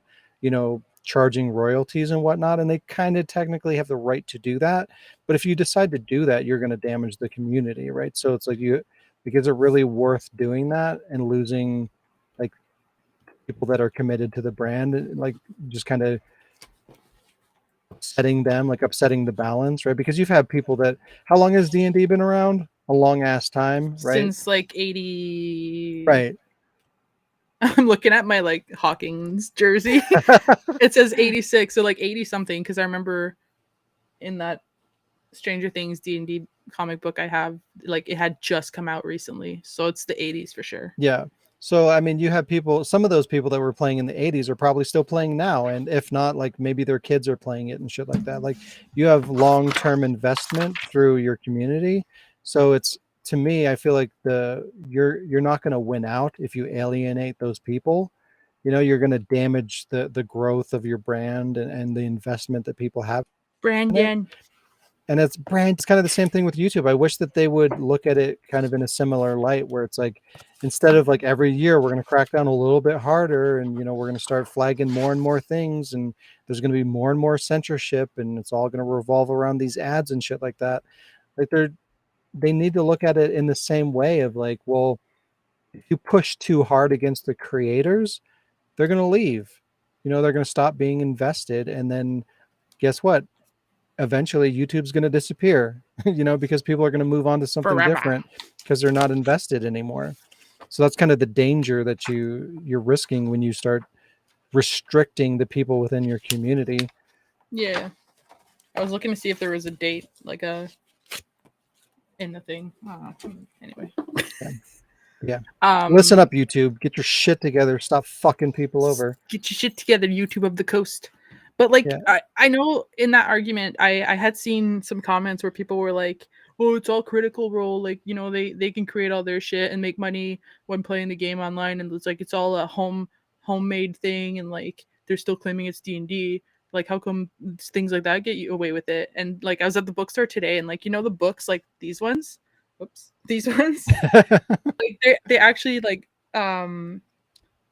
published like Matt's campaign in these books. So it's not like they're not like they're just doing that shit and releasing their content on their own. Like it's Wizards of the Coast or whatever D&D, they know what they're doing. So people Yeah. are just like, oh, probably like Google like what's the biggest like streamer of D&D whatever, and probably Critical Role. Mm-hmm. Yeah. And yeah, I bet you that's what flagged this whole thing is they're like, oh shit, look at Critical Role blowing up Mm-hmm. and capitalizing on our brand or whatever. It's like they're getting their own independent like licensing deals and merchandise and selling their own content that's tied directly into Dungeons and Dragons. So they're Yeah. like, oh well, we should be getting a bigger piece of that. Like when I'm sure they have a split when it comes to like Critical Role's doing like an officially published D&D book. I'm sure they make a revenue from that, Yeah. but in terms of like their individual, like the money that they're making through YouTube and through their merch store and their individual whatever Merch. miniatures and sets and things that they're selling that are not tied directly to D&D, they're probably looking at that and they're like, oh well, fuck, look at all this money that we're not getting. But again, it becomes like, do you really want to be that company that's you know attacking the creators that are growing your brand? Like probably not. Yeah, that's the thing. Like sales in this game and like books and dice and shit like that. Like everything that either Wizards or Pathfinder, anything like that, has gone up so high since Stranger Things and Critical Role have gotten big. And like people will start playing, and I've heard this from people I play with. Like they're like, this is nothing. Playing the game is nothing like what you're watching Critical Role, because they have like, I think they have it partially scripted, obviously. So it's, well, not, but like anyway, they're like, it's completely different when you're playing it, but they got to that point from starting, like Mm-hmm. I don't know. In a perfect world, yeah, it'd be cool to be a part of like a huge thing like that. But like the little group I have on Fridays, we stream it, but it's a family friendly stream. We have fun, and in the end, like, who cares if you make money or not? So I don't know. The people who go out like, oh, I play this once a week, and I want people to like pay me for it. It's like, because I made a tree, but the tree was purple and so original. It's my content now. The tree talked. Yeah, I mean, yes and no. Like within reason, I get what you're saying, but there is like another side to that in terms of like Mm-hmm. um making D&D as like socially acceptable and normalized and appealing to a broader audience, which transforms into sales. Like things like Critical Role are doing that. Yeah, Like if it wasn't for stuff like that, like brand once awareness. once upon a time, like video games and D&D and things like this, where like nerdy was bad. Being a nerd was not a good thing. Yeah, But now it's like the thing to do. Like if you're nerdy, you're cool. It's the new cool yeah, thing to be. And things like because the it's digital world getting has taken over. it's getting celebrities and Mm-hmm. popular people involved and attractive people and voice actors and polished productions that are getting like a more normie audience involved into it. Like that's growing the audience and increasing the value of the property. And without that kind of um progress, like Dungeons and Dragons would be way more niche than it is now. So you need to consider shit like that because things can revert too. If you start cracking down on company or start cracking down on people that are popular. Oh my God. Making Can't it say that word. popular. No, there's a word. I can't say it. Popularizing. Populating. Popu Popularizing. popularizing. I can't say that word. You can't though either, so it's fine. You know what I'm trying to say. They're making it popular. Popularizing. Yeah, sure that. Um, but yeah, Making if it you start great. if you start cracking down on people that are making it acceptable, we'll just say that. Like the mind share is gonna shrink. The people that want to get in, like it's not gonna be cool anymore. If the cool kids like stop caring about it, it's not cool anymore.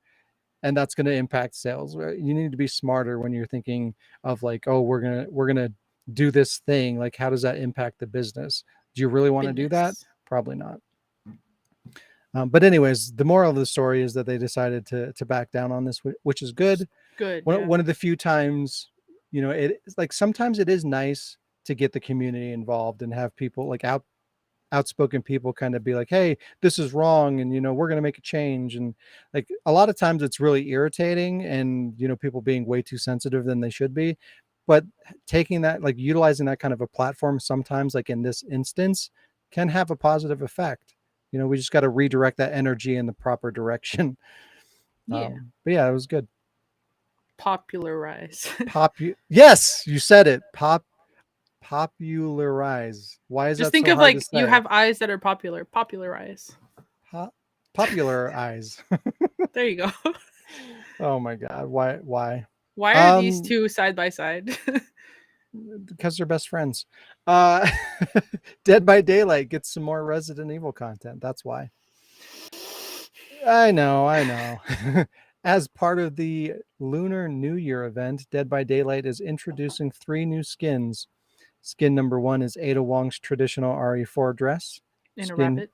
Skin 2 is Jill Valentine's Revelations wetsuit. So And random. I know it is very random. And Skin 3 is William Birkin's first form of G for use with the Blight Killer. I mean, the skins look pretty good. Like if you look at that, it looks nice. It looks quality. It's not bad. Yeah. But like generally speaking, it is nice to see more Resident Evil stuff, and it's nice to see Resident Evil be popular and stuff like that. But why this? Like I don't like games as a service DLC is not what I want. Stop it.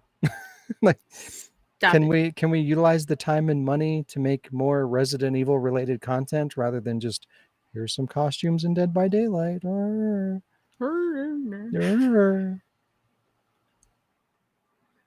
For me, this is more irritating than anything because it's like I want it because it's Resident Evil stuff and it looks cool and all that, but I don't really have a drive to go play Dead by Daylight, really, and I'd rather have a good Resident Evil game coming out. Like, how about Revelations 3? Or, how about a Resident Evil game that is actually Resident Evil? That'd be cool. I don't know. I Priorities, don't know. everybody. Priorities is on the radio. Prioritize. Prioritize. That's when your eyes are priority. Shut up. Oh, God. Where is my thumbnail? Where are you? There it is. Oh. Look at those graphics. Beautiful. It's gorgeous. The guy on the right looks like John Travolta, and the one on the left looks like Scully. GoldenEye 007 on the N64 finally gets a remaster, and it's pretty underwhelming. Is this the remaster screenshot? This is the remaster screenshot. It's not a remake, it's a remaster. What did they remaster? Nothing. Okay. The resolution, basically. It's just not coming out on the 64 it's this time. It's shitty graphics, but it looks worse because now they're more clear. So you get to see how terrible the character models are. You can actually see John Travolta. Exactly. The long-awaited revival of the genre-defining title is getting some updates. Unfortunately, it's not being handled very well. The game will be getting 2 completely different versions, one for the Xbox Series and one for the Switch. Both are digital only, of course.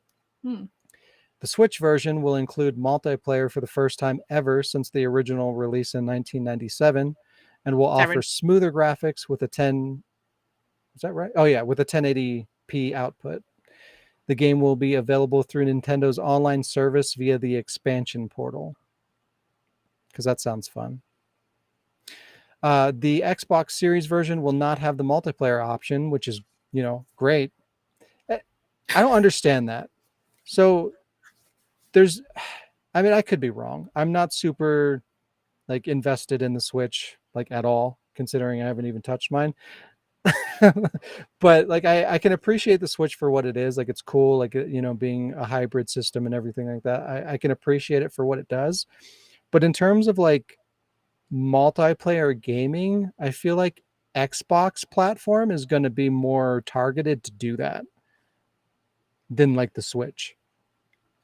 I mean, I don't know that for sure because I'm not, part of that community, but Microsoft Systems kind of pioneered modern day console multiplayer, online gaming, So if you're going to bring like an instrumental first person shooter multiplayer game like this to an Xbox system for the first time, how are you not going to implement multiplayer? That's like the dumbest shit ever. That's what the Remastered. audience would want. So they're literally doing absolutely this for no reason. Basically, Words. other than just pissing people off. Yeah. But anyway, so yeah, so no multiplayer on the Xbox version. There are some positives here, I guess. It will have updated modern controls, which is kind of nice because I don't know if you've played GoldenEye or Perfect Dark on the N64, but the controls are really I terrible. think I actually have 2 copies of GoldenEye, if it's the one I'm thinking I have. Yeah.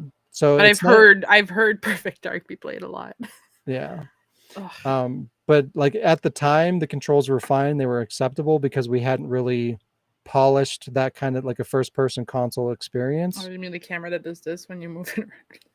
Yeah, it's like you like when you're aiming with your gun, when you go into like aim mode and you try to aim, it snaps back to the center axis. So it's like you push like up and right and then you let go of the analog stick and then it snaps back to the middle. It's terrible. Nothing should ever play like that. Like we've made gameplay mechanics work way better than that. So like we should be implementing those controls. And that's Mm-hmm. what they did with the Xbox version, which is good. That's a positive thing, but they didn't do that with the Switch. Why? Because Nintendo's like, fuck it. Fucking stupid. Um, they did include achievements, which is nice. Six, Achievables. 16 by 9 resolution and 4K support on the Xbox version as well. But again, like who gives a shit? You want these graphics in 4K? No, you don't. You really don't. Um, you can get the Xbox version included in Game Pass, or if you have the Rare Replay, you can get the upgraded version for free. If this is so fucking stupid, if you have the digital version, if you own the physical version of Rare Replay, you don't get the free upgrade because fuck people that buy physical. That is so fucking stupid. What is happening? Why would you punish the people that bought physical? Because they can. Yeah, they can. And it's fucked up. Thanks for giving us money and support. We're gonna screw you over. Thanks. Thanks. No thanks. Well, lol. Wow. And then, so this is so stupid. It's worth noting that both versions of this, like whether you want to buy this on the Switch or you want to buy this on the Xbox, both instances, like they're digital only, but the only way that you can play these games is through streaming services. You have to play it on Switch, you have to pay for Nintendo Switch Online, the subscription service to play online, and you also have to pay them for their expansion pass subscription to be able to get access to their I don't remember what they're calling it, but like you want to play like retro games on the Switch, you have to pay for the expansion pass service. So there's two services that you have to pay for to stream this service to your Switch. You can't just buy it digitally and own it. You have to stream it. And then on the Xbox, it's the same fucking thing. The only way that you can play it, you can't buy it digitally on its own. You have to pay for Xbox Live Gold and you have to pay for Game Pass. Yeah. Why? And They're like pretty much just trying to get people to stop playing video games because they don't feel like making them anymore. they're trying to force everybody into disposable media, which is what streaming is, because they're going to allow you to whatever it is, if it's a movie, like Netflix or whatever, they're going to allow you to watch this chunk of movies, and then you have these streaming game services. They're going to allow you to play this set of games, and then eventually that's going to change. They're going to remove games and they're going to add games at their discretion, and then you're subject to whatever's available. And they Yeah, because you want won't they know. want that because they can control that, and they can control, like, to a degree they can manipulate um like excitement for something, right? Like they can, it's just like Nintendo did with their um the Mario, what the fuck was it called, Mario All-Star collection, the one that they did Oh, with the Switch that has like Mario Sunshine, 64, and oh, Galaxy. yeah, I Like want to go. they released it physical and digital for a limited time to control availability. So like even though yeah, it's like you can download it digitally, they cut that off at some point so that there's going to be, you know, at some point there's going to be a resurgence of like, oh, I wish I could play this game, and then you can't. So that like people are going to get to the point where they, you know, they're going to ask to play this, and then they can control it and they can redistribute it and they can make you buy it again, or they can increase the cost. You know, like because typically if you're releasing a game that fucking like Mario 64 came out in what 90 Ah, 99, 98, something like that, right? Old ass game. But if it's not available anywhere and people want to play it, you can drive up the market value. yeah, And that's all they're doing. which Companies want the ecosystem of video games to be controllable so that they can redistribute and they can control cost and consumption. It's fucking bullshit. And the more things lean into like this, oh, you've got to have Game Pass to play this, you've got to have, you know, the expansion pass to play this, you've got to stream it, the more that becomes controllable. You know, you're never paying to own it, you're never playing, you're paying for limited access to it, and that's fucked up. There's another YouTube video that I saw about like you know, if like retro games become unplayable at some point, you know, because like hardware ages out, or like like NES cartridges, they stop functioning, or you know, there's no NESs that are working that you can play games on. You know, eventually that'll probably happen. It's probably a long ways away, but we'll get there eventually. And when that happens, they're talking about like, well, is collecting video games at that point, is there worth it. yeah, is it worth it? Is there a point to doing that? Mm-hmm. And basically not really. Like the only reason you would want to do that is nostalgia. You know, it's kind of like we were talking about with the books. You know, you have it because you know it means something to you, and things Yeah, like that. It's like, oh, I can appreciate the artwork on the game, or it's like this artifact that I can collect and own. But if you can't play it anymore, it devalues it substantially. yeah, And you know, they had mentioned that like um if games only last like 10 years, if you buy a game and it lasts 10 years and it dies, you know, that's not appealing, right? Because eventually you're not going to have access to that anymore. Therefore, collecting it isn't as relevant. It's not as valuable, right? Because you're just assuming like, okay, well, I can play it for 10 years and then it's gone. And yeah, that's what the video game market is turning into as a whole in terms of like digital, right? Because 10 years is essentially a console generation, right? So when we get to the point where everything is digital, that's exactly what we're doing. So video games will have less value because you're going to have a block of time that encompasses a generation where you can play whatever games are on that platform, and then the network will be removed and replaced with the next platform. So everything mm-hmm. bought is not functional anymore. You can't play it anymore.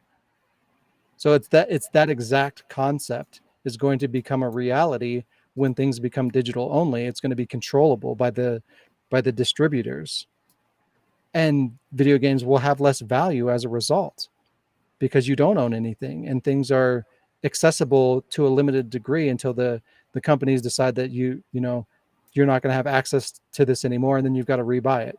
You've got to upgrade to the new platform. You have to rebuy the thing again.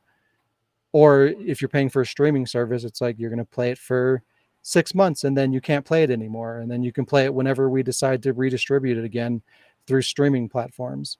And, you know, if you look at streaming platform prices, they're always going up, right? Yeah. So it's like, So it's okay, like, yeah, sure. Today, if you want to get Nintendo's expansion pass to play, you know, NES games and Nintendo 64 games, now it's like, I don't know, 10 or 12 bucks a month to play a 20-year-old game. But what's that look like in 10 years? Now it's $30, $40 to play a 30 or 40-year-old game. That's fucking crazy. But that's where we're going. Like that's where things are going to land. And it's just going to be pure profit and limited distribution. So it's like it's super anti-consumer, but it's going to put companies in a place where they can just screw people out of money to capitalize on, nostalgia and, the games that people want to play. They're just going to take advantage of that, and it's going to get really fucking gross. And that sucks. Yeah. That's it's just so frustrating to like, you know, you're supposed to get excited about new things and about the future and the advancement and shit, and it's just like there's nothing. Like it's just being screwed over and over and over. Yeah. Like I'm surprised they're not gonna, like, nobody there is thinking like, well, are people just gonna say like, fuck it, I'm done playing video games, like what's the point, I'll just play the ones I have right now and stop getting further like future consoles and shit like that, right? If that makes Yeah. sense.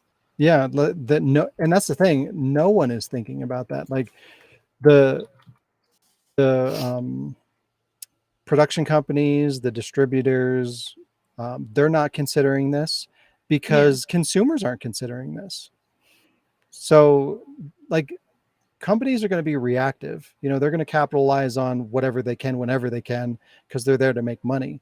So Yeah. until the consumers raise a red flag and they draw a line of like, hey, we're not going to deal with it. It's just like the Wizards of the Coast thing with Dungeons and Dragons, right?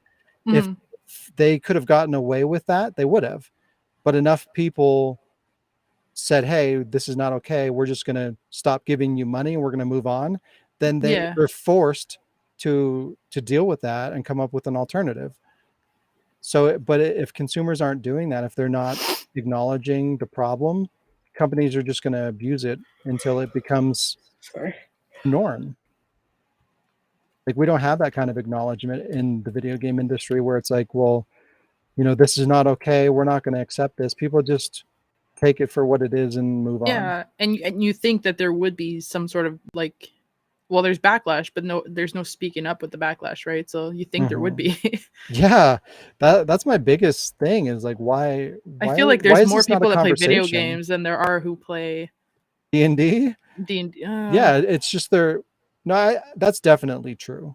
Video games are huge. Video games are bigger than movies at this point. Yeah, I guess because there's more than one. Like, there's like Xbox and Yeah, PlayStation, and there's just so much more, right? So it's just that community is more invested and they're more vocal. yeah. So they even though it's a smaller audience, they can make a bigger impact because Mhm. more of them are willing to speak up about the problems. But like video games have become so casual that the vast majority of the audience they don't care enough or they don't know better to say anything, right? Like a lot of the audience I feel is younger too, where like they don't Yeah. even, they're too young to consider shit like this. They're growing up with the idea of consuming things Yeah. the way that they are, and then nobody, like, they're not going to know better until the damage is done, and then like that's just how the platform is now. That's it's too late. They're Or like, what do you mean Resident Evil has gotten worse? It's always been like that since the first one in Africa. on 5, yeah. Yeah. 5, the first one. Yeah, Fuck. it's no bueno. No boy, no, no, No, no. no, No, no. no, it's not But bueno. I really feel like we're gonna at some point. I feel like probably not too long, like too far from now, we're gonna hit another game crash, and things are gonna get.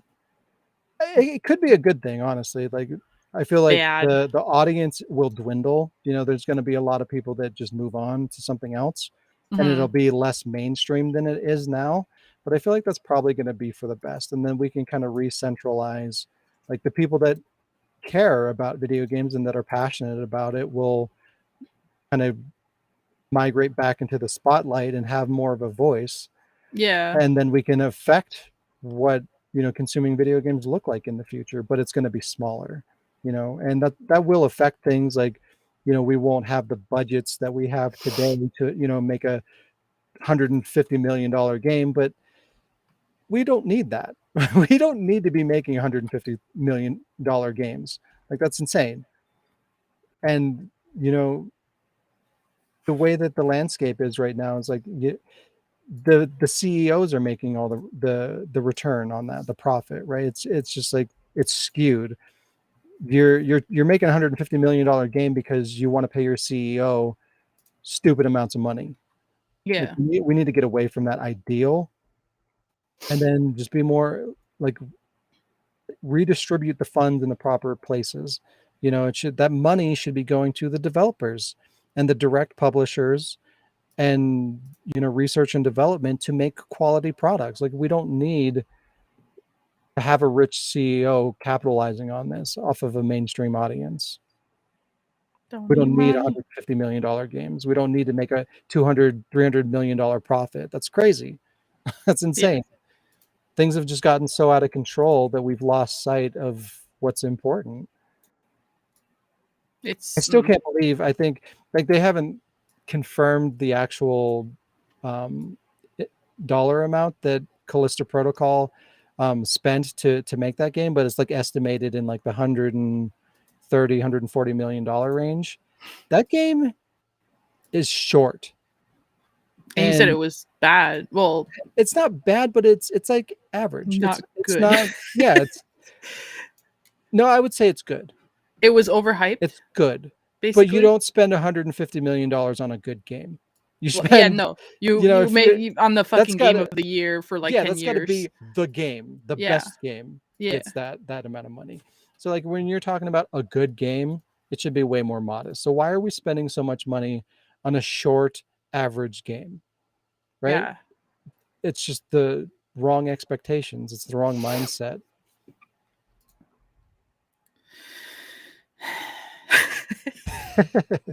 It's happening. I don't know.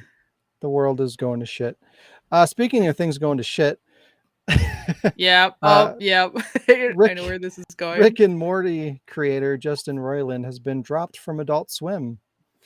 The creator, writer, and star of Rick and Morty has been removed from the project, and all ties have been cut by Adult Swim following allegations of domestic violence. Adult Swim put out a statement that Rick and Morty will continue into season 7 without him. So I'm curious. There's a little They're bit going to more. continue without the creator and the voice of both characters. Right. So even beyond that, like, I'm just kind of NFTs. curious, like, in terms of like him being removed because of what's going on, like, how do you feel about that? Like, do you feel like that was the right thing to do? To continue the show or to remove him? To remove him. Do I you mean, know? depends. Like, if he actually, how bad what he did. I don't know, like, what he did. I just know it was bad. Or there were allegations, or Right.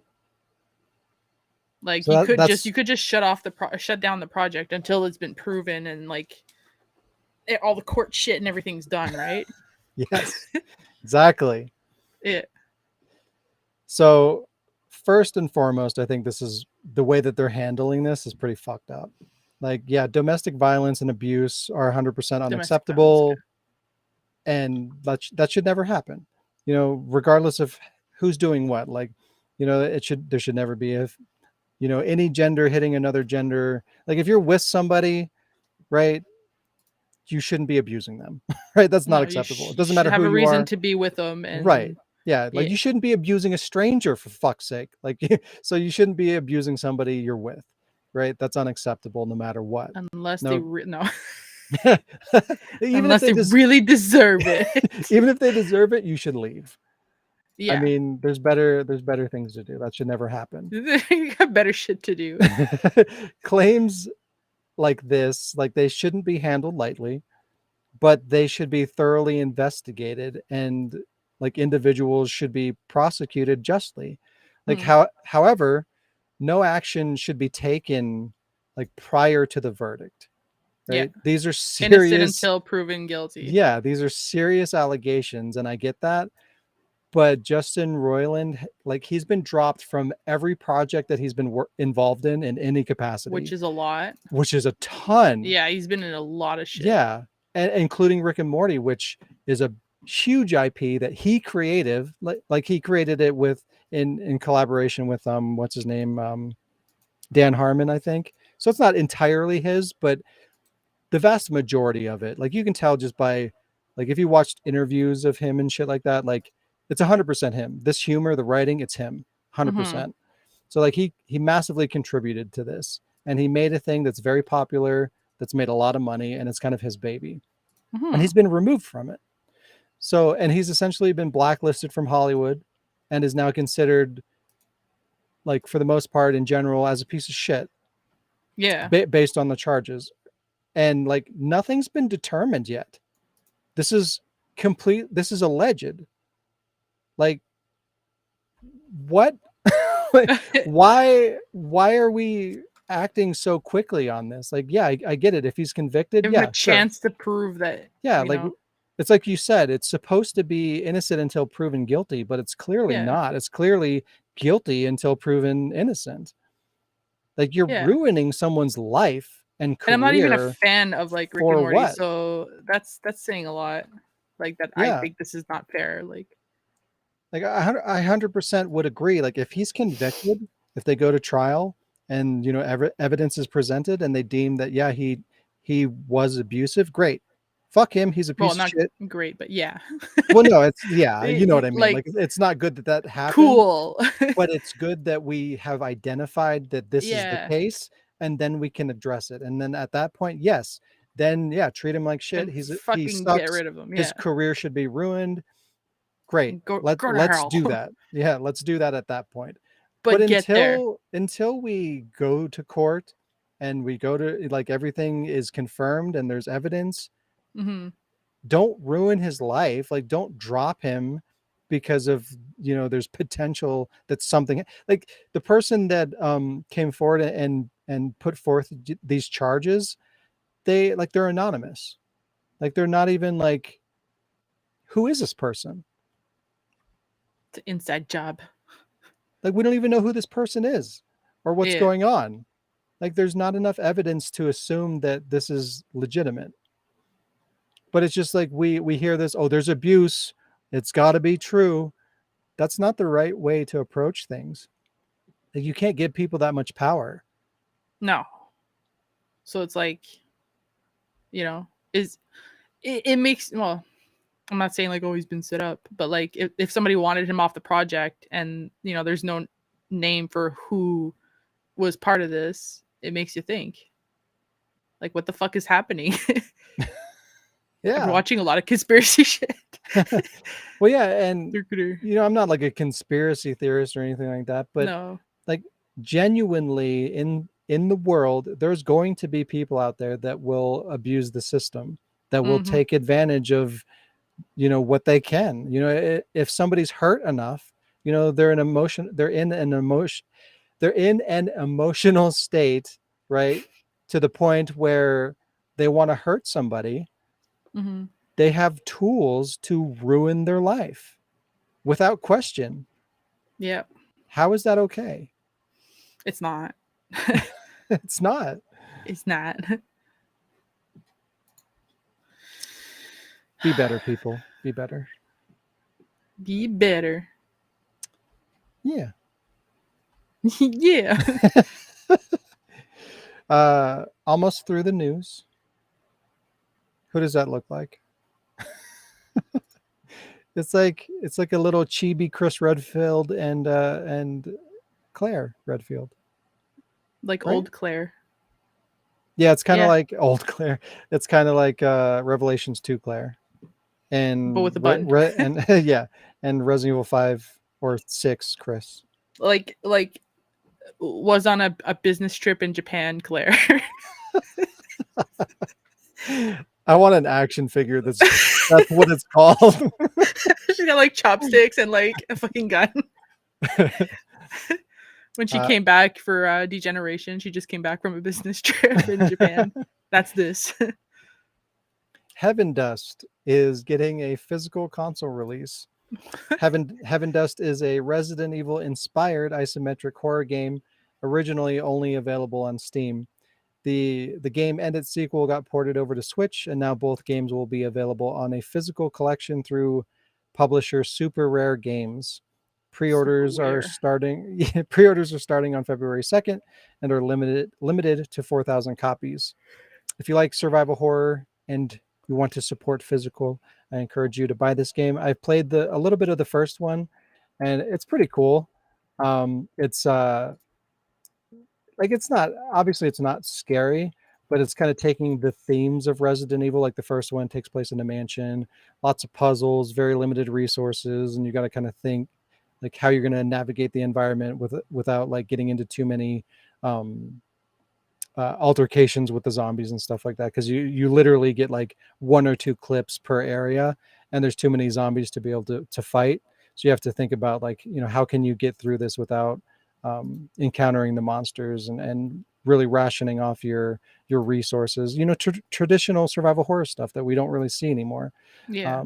So if you like that kind of stuff, this, from what I played, I haven't played a whole lot, but from what I played, it was really good, a really good old school survival horror experience. And the fact that they're doing physical copies of this is great, and we should support it. So go buy 40 copies today. Okay. Okay, right now. Bye. Yeah, bye. It's a little late for that. No, no, no, no, no, No, never, no. no, no, no. Uh-oh. What? Uh-oh. Uh-oh. Uh-oh. Last Scared of me. Us. I thought Last of Us hobo. Yeah, he's right there. You see him? Yeah. Right in the middle. Hobo. Fucking Pedro. Pedro Hobo? Pedro whatchamacallum. Pedro Hobo. Pedro. The Last of Us TV show is doing really well. Currently, the show is sitting at roughly 22 million views in only 2 weeks. The show is breaking all kinds of records and is already one of the highest performing HBO shows in history. On the heels of that news, HBO has announced season 2 is already confirmed. Executive producer Neil Druckmann has also confirmed that season 2 will follow the story of the second game and will likely span more than one season, as there's far more story to tell. How do you feel about that? I feel like that's Ask me next week kind of thing. it's a bold move considering the reception of the second game, to kind of retread that territory. That's a big risk, I feel like. But I mean, you gotta take risks. I don't know. No, please don't take risks. It could be real bad. Though my perspective is like, I feel like what they had there was solid, but some of the execution wasn't Solid. it wasn't where it needed to be. Like it kind of missed the mark. Like they could have told the story that they wanted to tell, but they needed to do it in a different way. Mm-hmm. So in like looking at it that way, I could see this as a really good opportunity to take another stab at that and do it in a way that will resonate with the fan base better. So like there are instances where, you know, when you're doing an adaptation or a remake or whatever, there will be elements of a game that they fucked up, you know, that they didn't do the way that they could have done. Those are the things that you change. Those are the things that you fix. Like most remakes, they just figure, oh, we got to change everything. Change everything. It's got to be different. Change it all. No, change it all. Fuck it. No. Like you be true to the source material. You keep all the good things that people love about the source material, and you change and fix the problems with it. Like this is a good chance to do exactly that. So I'm hoping that that's what they do. Like they look at this in the proper way, and you know they reimagine their original vision so that it can resonate with the audience. Great opportunity to do that. Will they do that? Probably not. Probably not. I mean, no, not even a chance. But generally speaking, the show has been pretty faithful to the source material. It hasn't been perfect. Episode 2 kind of treaded some water that resulted in more fan division. Like they're kind of departing a little bit more than they should be from the source material, which I felt myself. However, episode 3, which airs tomorrow night, if you want to watch it, is said to include, quote, radical changes to the game's story that will shock and perhaps challenge fans. That is not the shit that I want to hear. No. So again, these first 2 episodes, more or less, have been praised for being faithful to the source material. And that's part of why they've been received as well as they have been. So why? Wow. Why are we 3 episodes in deviating from that? Because I don't HBO. I don't understand. It's like the Final Fantasy VII remake. It's like they're pretending to do a faithful remake, and then at the end they're like, ah, just kidding, we're gonna fuck up everything. Oh, okay. JK. JK. Yeah. But we'll see. I mean, you can't deny that they've been doing a decent job so far. So we'll give them the benefit of the doubt and hope that they can continue to Will we? do what? Will we give them the benefit of the doubt? I mean, we should, but Because we you were know, from the start, right? temper your expectations. Odds of them, even if they don't ruin season 1, the likelihood of them doing season 2 properly is so minuscule. Like, it's just a matter of time. They're gonna ruin it. Oh It's gonna yeah. happen. Everything gets ruined now, so It's yeah. true. It's trendy. That's why I'm like, It's why trendy to would ruin we? Well, everything. we're gonna give them the like you said, give it to them the benefit But of the still, doubt. it's like the whole why? Rick and Morty thing. It's like we should give them the benefit of the doubt. Like, Yeah. prove it. You know, you should be able to do this well, and then when you don't, like, Well, then we'll come after you. then we'll fucking murder you. I mean, It's just you should yeah, just That's don't just fuck how up. it works. Just, Don't fuck just up. be better. Don't be a piece of shit. Just don't be good. Don't be bad. Get good, and Get good, or else. or else you die. You Or- get canceled. yeah, exactly. You can live, but you just can't have a life. You can live, just not well. Yeah, exactly. You'll be miserable, but you can be alive. You're welcome. You're welcome, world. All right, last one. Sony may be releasing a PS5 Pro in the near future. Yay, because I love iterative consoles. Why? I love when consoles are just like PC. Yeah, it's my favorite thing. Yeah. According to a supposed insider at Sony, information was leaked that Sony is set to release a Pro model of the PS5 with upgraded specs, liquid cooling, and a new design, set to release sometime as early as April 2023. Wow. I fucking hate this. Why? Why do we do this? It's just like I go into like modern games, like typically AAA games, and it's like, oh, well, what kind of settings do you want? Do you want performance? Do you want to prioritize frame rate? Or do you want pretty shiny visuals? Pick one. This is what you do when you play on PC. Why is this shit on my console? Why do I have to pick and choose things? Why am I changing settings? Just give me the game optimized for the hardware. Right? If I want to pick my settings and shit, I'll play it on PC. And it'll look better and it'll run better and I'll have mods. Why are we doing this? It's dumb. Because Because that's just going to be the answer for everything now. Just because. It's literally like, oh, do you want it to run better? Well, if my answer is yes, then why am I playing it on PlayStation 5? I should be playing it on PC. So like that would you pick that option when you say yes, I want it to run better? It should give you a link to buy a new PC. And then you can just play it there. Yeah. Just click the box yes. Yeah, it fucking kicks you out of the game. your everything explodes. Yeah, your fucking PlayStation melts. Click yes. Nuclear meltdown has begun. This is way longer than I thought it was going to be. Yeah, we passed the 130 something. Yeah, we both failed. You forgot to stop. You forgot to stop the podcast after 120. Ah, shit! I'll stop it right now. Let's go back. Let's start over. All right, so we don't have read your comments. We don't have any gams, but we do have a new segment. It is it's your segment. You're like, oh, what is this? What are you talking about? Hang on, I gotta close some stuff here because my notes are open and no, I don't know what's going on. What the hell? It's because I always open the chat, but then I'm like, why? I could just talk to the chat. It's true.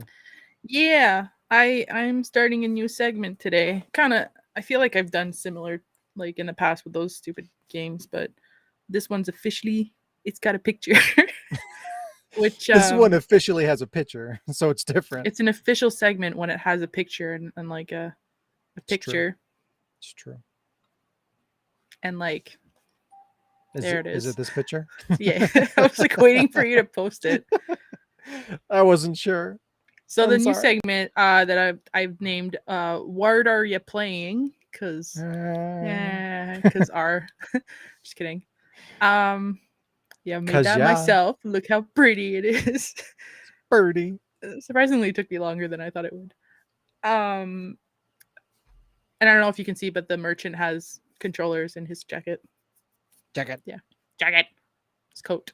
Yeah, this is a segment where I want to find like indie kind of obscure like games that, well, not that I've never heard of, because I've never heard of a lot of things, even like super mainstream stuff, but just games that just come up out of nowhere and I'm like, wow, nobody's ever mentioned this, and I don't know, let's try it. And then what I want to do, normally I would have tried it already, but I didn't have the time for this one. So the game that I'm going to be talking about for the first segment is called 35 millimeters, or at least I'm assuming that's what the MM is for. 35 mm. 35 mm, and then some dots underneath. It's a game that I found on PSN when I was just randomly going through the store, and it was like on sale for really cheap, maybe not even $5. I don't remember how much it was. Maybe I should have included the price, but I forgot. Why did you pick the Switch version? I did not. So I think it only has a physical release on Switch, unless this is like somebody who fan made the case. But otherwise, it didn't have a picture for anything other than just like pictures of the thing. So it's a game that was released May 27th of 2016. It was released for the Nintendo Switch, Steam, PlayStation 4, and Xbox One. It says, well, Steam, but like PC, Linux, Apple, like, most PCs probably that have Steam. The developers / publishers, Sergey Sergich. You made that up. It's Russian. Sergeyich. Johnnyson. Yeah, Aaron Aronson. And a developer publisher called Sometimes You. It's a indie adventure game. Those are the genres that they say, but it's also kind of considered a survival game. And the engine used was Unity. I'm just giving you a little bit of info that I found here. So we have a trailer. There's a gameplay trailer, but it was long and it's just like the game, which kind of ruins playing it. There's also an announcement trailer, which we have ready to watch, or Sean should have that ready to watch. So what we can do is we'll watch the trailer and then I'll give you the description and plot that I have that I pulled from Steam, and go from there. Rated T for teen. It's not even teens in this.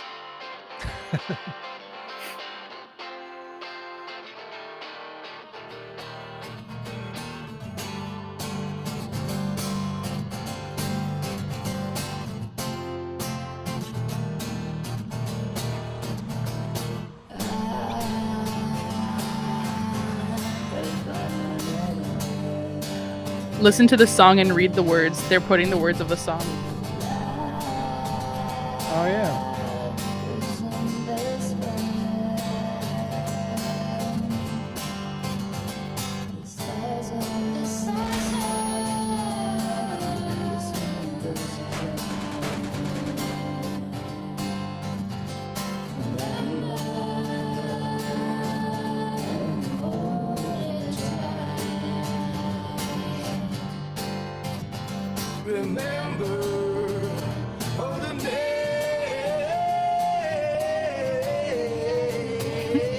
It's not a very good song.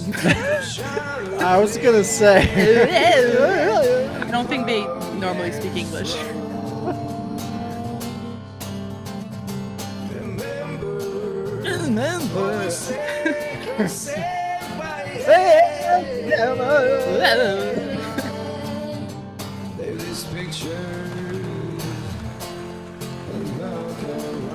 It's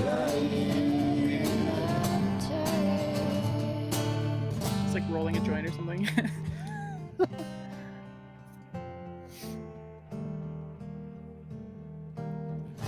35 mm. See, Coming Sergey. soon. Oh, I guess they put his. Oh, you fucked up. They had put Sergich. You fucked up. But yeah, this is 35 millimeter. It's a post-apocalyptic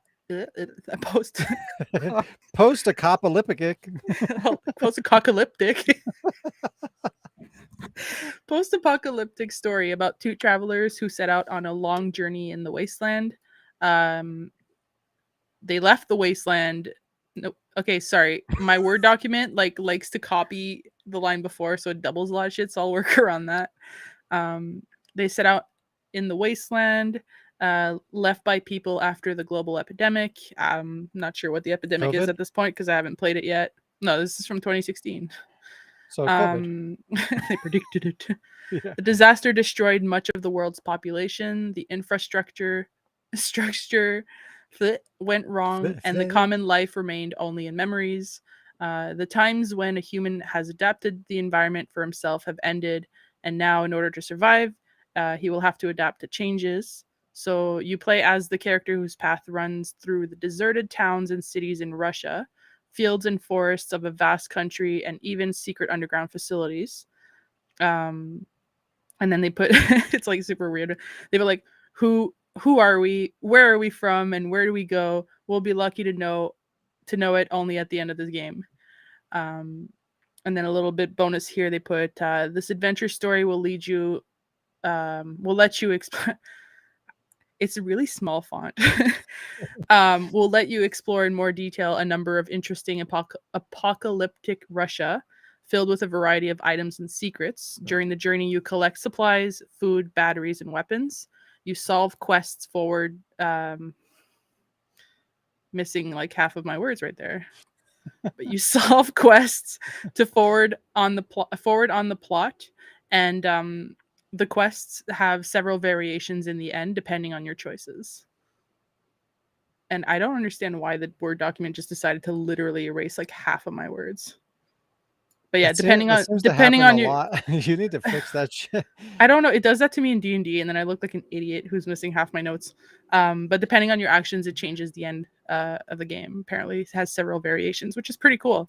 So far, I've only looked at it. Well, I have it installed, ready to play. So next week on the podcast, I'll let you guys know how it is and if it's worth getting. Or because I mean that trailer, it's really hard to tell, but it looks like a first-person survival game.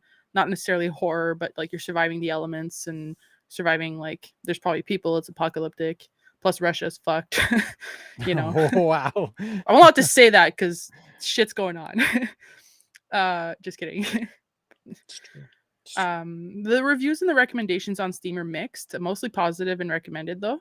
I didn't read the actual comments because I didn't want any spoilers or anything. Like I don't know exactly what I'm getting into, and I like that about games. But you know, like the thumbs up, thumbs down, a lot of it was thumbs up with recommended. So that's kind of cool. Other than that, I didn't look too far into the reviews. As mentioned, you can get it on Steam, Nintendo Switch, PS4, and Xbox One. It's probably not expensive. I got it on sale, but it was a sale from a not expensive price, so it's probably not expensive. Is that for sure that it's only physical on Switch? I don't know. Like I was just looking for a picture of the game to put up there, and it came with like I saw a picture of that on Steam or on Nintendo Switch. But other than that, I couldn't find. Like I typed like 3mm PS4, and it was giving me like logos. It wasn't giving me the actual game. So I don't know if it's physical on Switch. You'd have to look it up. I'm only here to tell you about the game. You gotta look it up yourself. This is what fucking kills me. It's like it's such a pain in the ass to be a gamer that buys physical, because it's like so fucking convoluted at this point. That's like, you know, if a game gets announced, it's like, okay, well, where do we go from here? Like, is it digital only? Is it coming out on disc immediately? Is it coming out on disc later? Is it going to be distributed through a limited distributor, which means it could be limited run games, it could be super rare games, it could be like there's like 5 different publishers of physical media. It could, like Play Asia has exclusive. It could be like released only in the UK, it could be released only in Asia, it could be released only in Japan. Like it's such a clusterfuck situation to determine, like, do I buy this? Do I wait? What are my options? Like, what the fuck? Why have we gotten here? It's so fucking stupid. Like, I go through this every time. Like, Bethesda just announced like a couple days ago. Like, I wanted to talk about this game in the news because I was semi excited about it, but it's like, as far as right now goes, it's digital only. And if that's the case, like, I just have no interest in it, and it annoys me. But like, they announced this game and it looked really cool, and it's got like Easter eggs in it for the Evil Within. I think Shinji Mikami's involved. Like, really exciting things for me as a gamer, things that I would normally be interested in it. But it's just so annoying because I had to do all this research. I'm like, is it only digital? And after tons of research, like the only thing that I could find is, yes, it's only digital. But that could be for now. Or it could be like I missed something. And this is a game that I would like to play. But if I buy it digitally now and they release it later on physical, and I'm supporting digital, and like, there's all these things that feed into it, and it's so fucking complicated and so annoying. Like, video games used to just be like, hey, there's a cool new game coming out. Let's get excited and buy it when it comes out, and you're done. Like, why is it so fucking complex? I hate it. It's annoying. Like, it's literally annoying to be a gamer in 2023 compared to just being fun. Yeah, and it's not like lack of research or anything like that. It's just there's like, you have to really go on each site, like Amazon, look it up. Amazon in the US, look it up. Like, you have to like look to see if it's physical, because it's really hard to just know. Like you mentioned, the lack of information is just frustrating. And I just like confirmed now, it's not actually on Switch. I guess this is somebody did this picture like a fan made. It's available on Switch but not physical. Yeah. But it's not like super expensive. I think it's like seven something on on sale from like $14 on Switch. Oh, Switch. But it's right now it's 11, well, Canadian, so it's probably cheaper, but it's $11.80 on Steam, and you can download the soundtrack for free. So yeah, I don't know if it has good music. It'll have that amazing song that you just heard. But yeah, it looks cool. I'd like to try it. It looks Yeah, cool. you have to play it and let me know if it's good. Yeah. I'll give it a shot. Every time, like, I had installed that game as my like, oh, new game of the week, and then I could not get off Die Young because it's so addicting and fun. So I was like, oh, crap, like I don't feel like starting a new game now. I just want to keep playing this. But I will play it this weekend during the week, and I'll give you guys, and you, but like whoever is watching this as well, a little bit more of an update, see if it's a game that's worth playing, or if it's a game that's just like, hey, if you haven't bought it yet, don't. It's fucking stupid. And hopefully with this little segment, just a new way to kind of bring up some games with a fancy picture. But bring up some games that like not just I haven't heard of, but maybe like nobody's really heard of. It's a little bit more obscure, and see if like we can go back to like the old school, not without having just going into indie, because I know indie, like especially on Steam, there's games for everything. I don't know if you've heard of genital jousting. I have, actually. I kind of want us to play that with Alec, because I feel like it's like his type of game. But he would just win. It's his element. Yeah, just anything with dicks. To, like, eat his monitor. Yeah. But yeah, 35 millimeter. Look it up if you want to try it. Try it. If you want to wait, I'll let you know next week. Yeah, and it's good too because we can kind of put a spotlight on some of the noteworthy games that's we talked about before, like all the indie games that come out constantly. There's so many of them, 20, 30 being released like a day or whatever. So like, this kind of gives an opportunity to kind of highlight some of the things that would typically get lost in the shuffle, that people can kind of learn about and experience that they might not have otherwise. So yeah, it's good. Yeah, and like, again, as we mentioned, like Steam is really stupid about their indie games. They have so many, and like you're like, where do I start? You know, they're all the same after a point.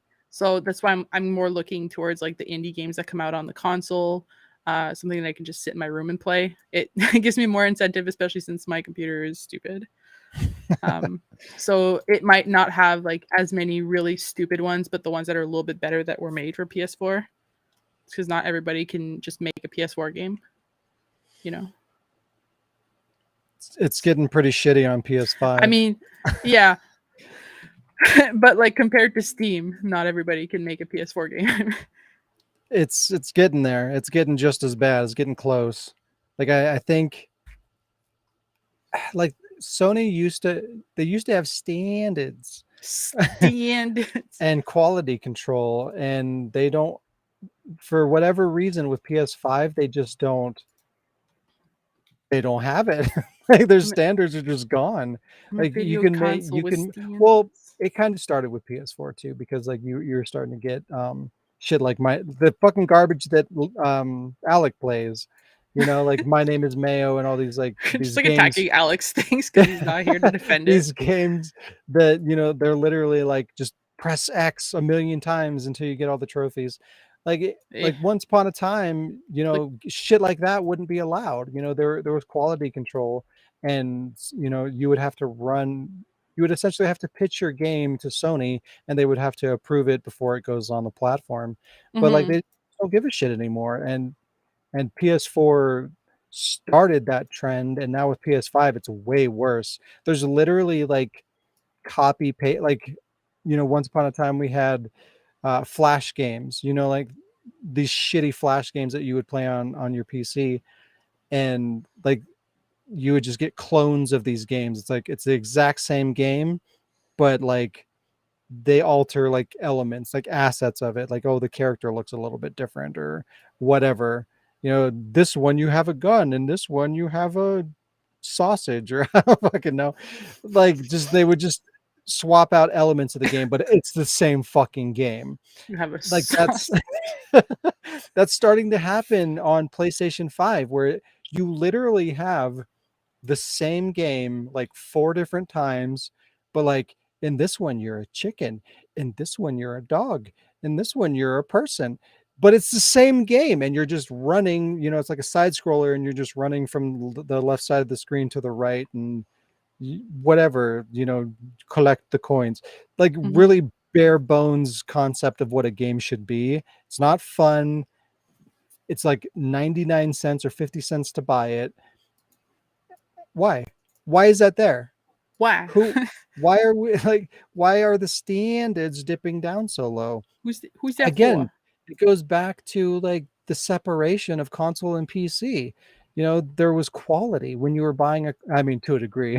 There's always shitty games on consoles, but the degree, like the ratio of like genuinely garbage video games on console compared to PC, like the ratio was way better on console. Like you're more likely to get a good quality real game that wasn't a scam when you were playing on a console. But again, like all that's blurring now, and like they're becoming the same thing, just getting oversaturated with garbage. Yes. What are you playing? It's good. Ward are you playing? Ward are you playing? Ward are you playing? Yeah, hopefully I'll find a lot of worthy ones. Hey, buddy. I hope so. Yeah, that's that. That's that. That's that. We're done it. Wait, did we? I don't know. Did we? I don't know. I think so. I don't know. I wasn't there. Wait, I was there. You were there. God damn. I did not prepare. Wow. I made a picture and everything. I had all this time to prepare. Wait, all right, we're good. We're good. Wait, are we ending? I think so. Do we have more? No, but I just want to show you something that I did real quick. Okay. Yeah. You give me 2 seconds. Talk about Rick and Morty. Man, that sucks. Man, that sucks. Man, hey, I used to like Rick and Morty once upon a time, but same. But then I had people would wait. Like sometimes it would be like I don't even know. Like, I don't know what the time frame was, but it seemed like there was a really long time, like from season to season. But like, it was so good that people would wait. Like, they'd be okay with waiting to get the next season. Like, even though it took longer than your typical show, just because like it was so good and people were like really invested in it. And now, since like we don't have the voice actors and the writers and the creator of the show anymore, like you're just not going to have that anymore, because at this point we don't even know what to expect. Like, can you even imagine Rick and Morty sounding different? Like, it was very specific. I Yeah. cannot imagine a world in which any voice actor can replicate that and have it satisfying. Yeah, because it was just not unique, but I've heard a lot of people do the impressions, and like as good as they are, like it's not the same. Yeah, it's like you can appreciate it because like it sounds like you know, you can appreciate the imitation, but it's not like, oh well, you can go and replace that actor, you know, like nobody's that good. Like, No. if they you're going to lose either way. Either you like just try a new approach that sounds completely different, or if you try to copy it, you know, it's never going to be the same. So like, No. no matter what you do, it's going to lose its value. Mm-hmm. And more importantly, even than the voice actors, which to me is a really big deal, because, you know, voice acting to me and character continuity is very important. But Mm-hmm. further, like even more important than that is the writing. You know, you're going to have a completely different writer. And like I said, Justin Roiland, he's a unique dude. He's a weirdo, and he has a very specific sense of humor that you're not going to be able to replicate. Like, he's fucking stupid and crazy, Yeah. and that's great. Yeah. And that's the appeal. You're there for that humor because it's not normal. It's not something you typically are exposed to. So like, you're not going to be able to replicate that either. You know, like a perfect example of that is like, what if this was Family Guy? What if like they did this with Seth MacFarlane? Mm-hmm. You can't replace him. He does all the fucking voices. Exactly. Yeah. Same thing. Although that would never happen because it's a lot bigger. Did you hear that? No. She said replace him with Danny DeVito and his What? Magnum dong. Wow. Yeah. Speaking of Danny, here's the Speaking picture of dong. here's the picture I made for you. No. Grease. Yeah, he's Danny Zuko. Ah, come on, Sandy. Come on, Sandy. It's stupid. I don't know. I worked so hard. Did you? No. This Just is what getting you were his- doing getting the instead of jack- focusing on the podcast. I was focusing. Did I Were stop focusing? Maybe. I don't know. Did you say something I didn't hear? Because I didn't hear. Oh, Wow. that's where you've been, Satan. I found Satan. Good job. Ow. Are you guys the only two on the podcast? Yeah. Aw. It's just the two of us. Yeah. Aw. Now Beth is on it, so we're 3. Officially 3. Hey. So yeah, Alec, you fuck. get fucked, Alec. You Piece fuck. of shit. I This hope he watches this and he's like, has been wow. episode 184. Thanks for joining us, everybody. If you enjoy the podcast or any what was that? I thought we were at 85. 185. Next time. Oh. Next time. Yeah, that makes sense. 4 + 1 is 5. Okay. Wow. Thanks for joining carry us, on. everybody. If you enjoy the podcast or any of the content at the Ward, please consider helping us grow by sharing our content, liking the video, and subscribing. You can also support us through patreon.com/theword productions to get exclusive content or buy merchandise like t-shirts, hats, and more on our website, the-ward.com/shop. Have a Shop. great week. Shop. Shit. Shit. Have a great week. And we will see you next time. Remember. Next time.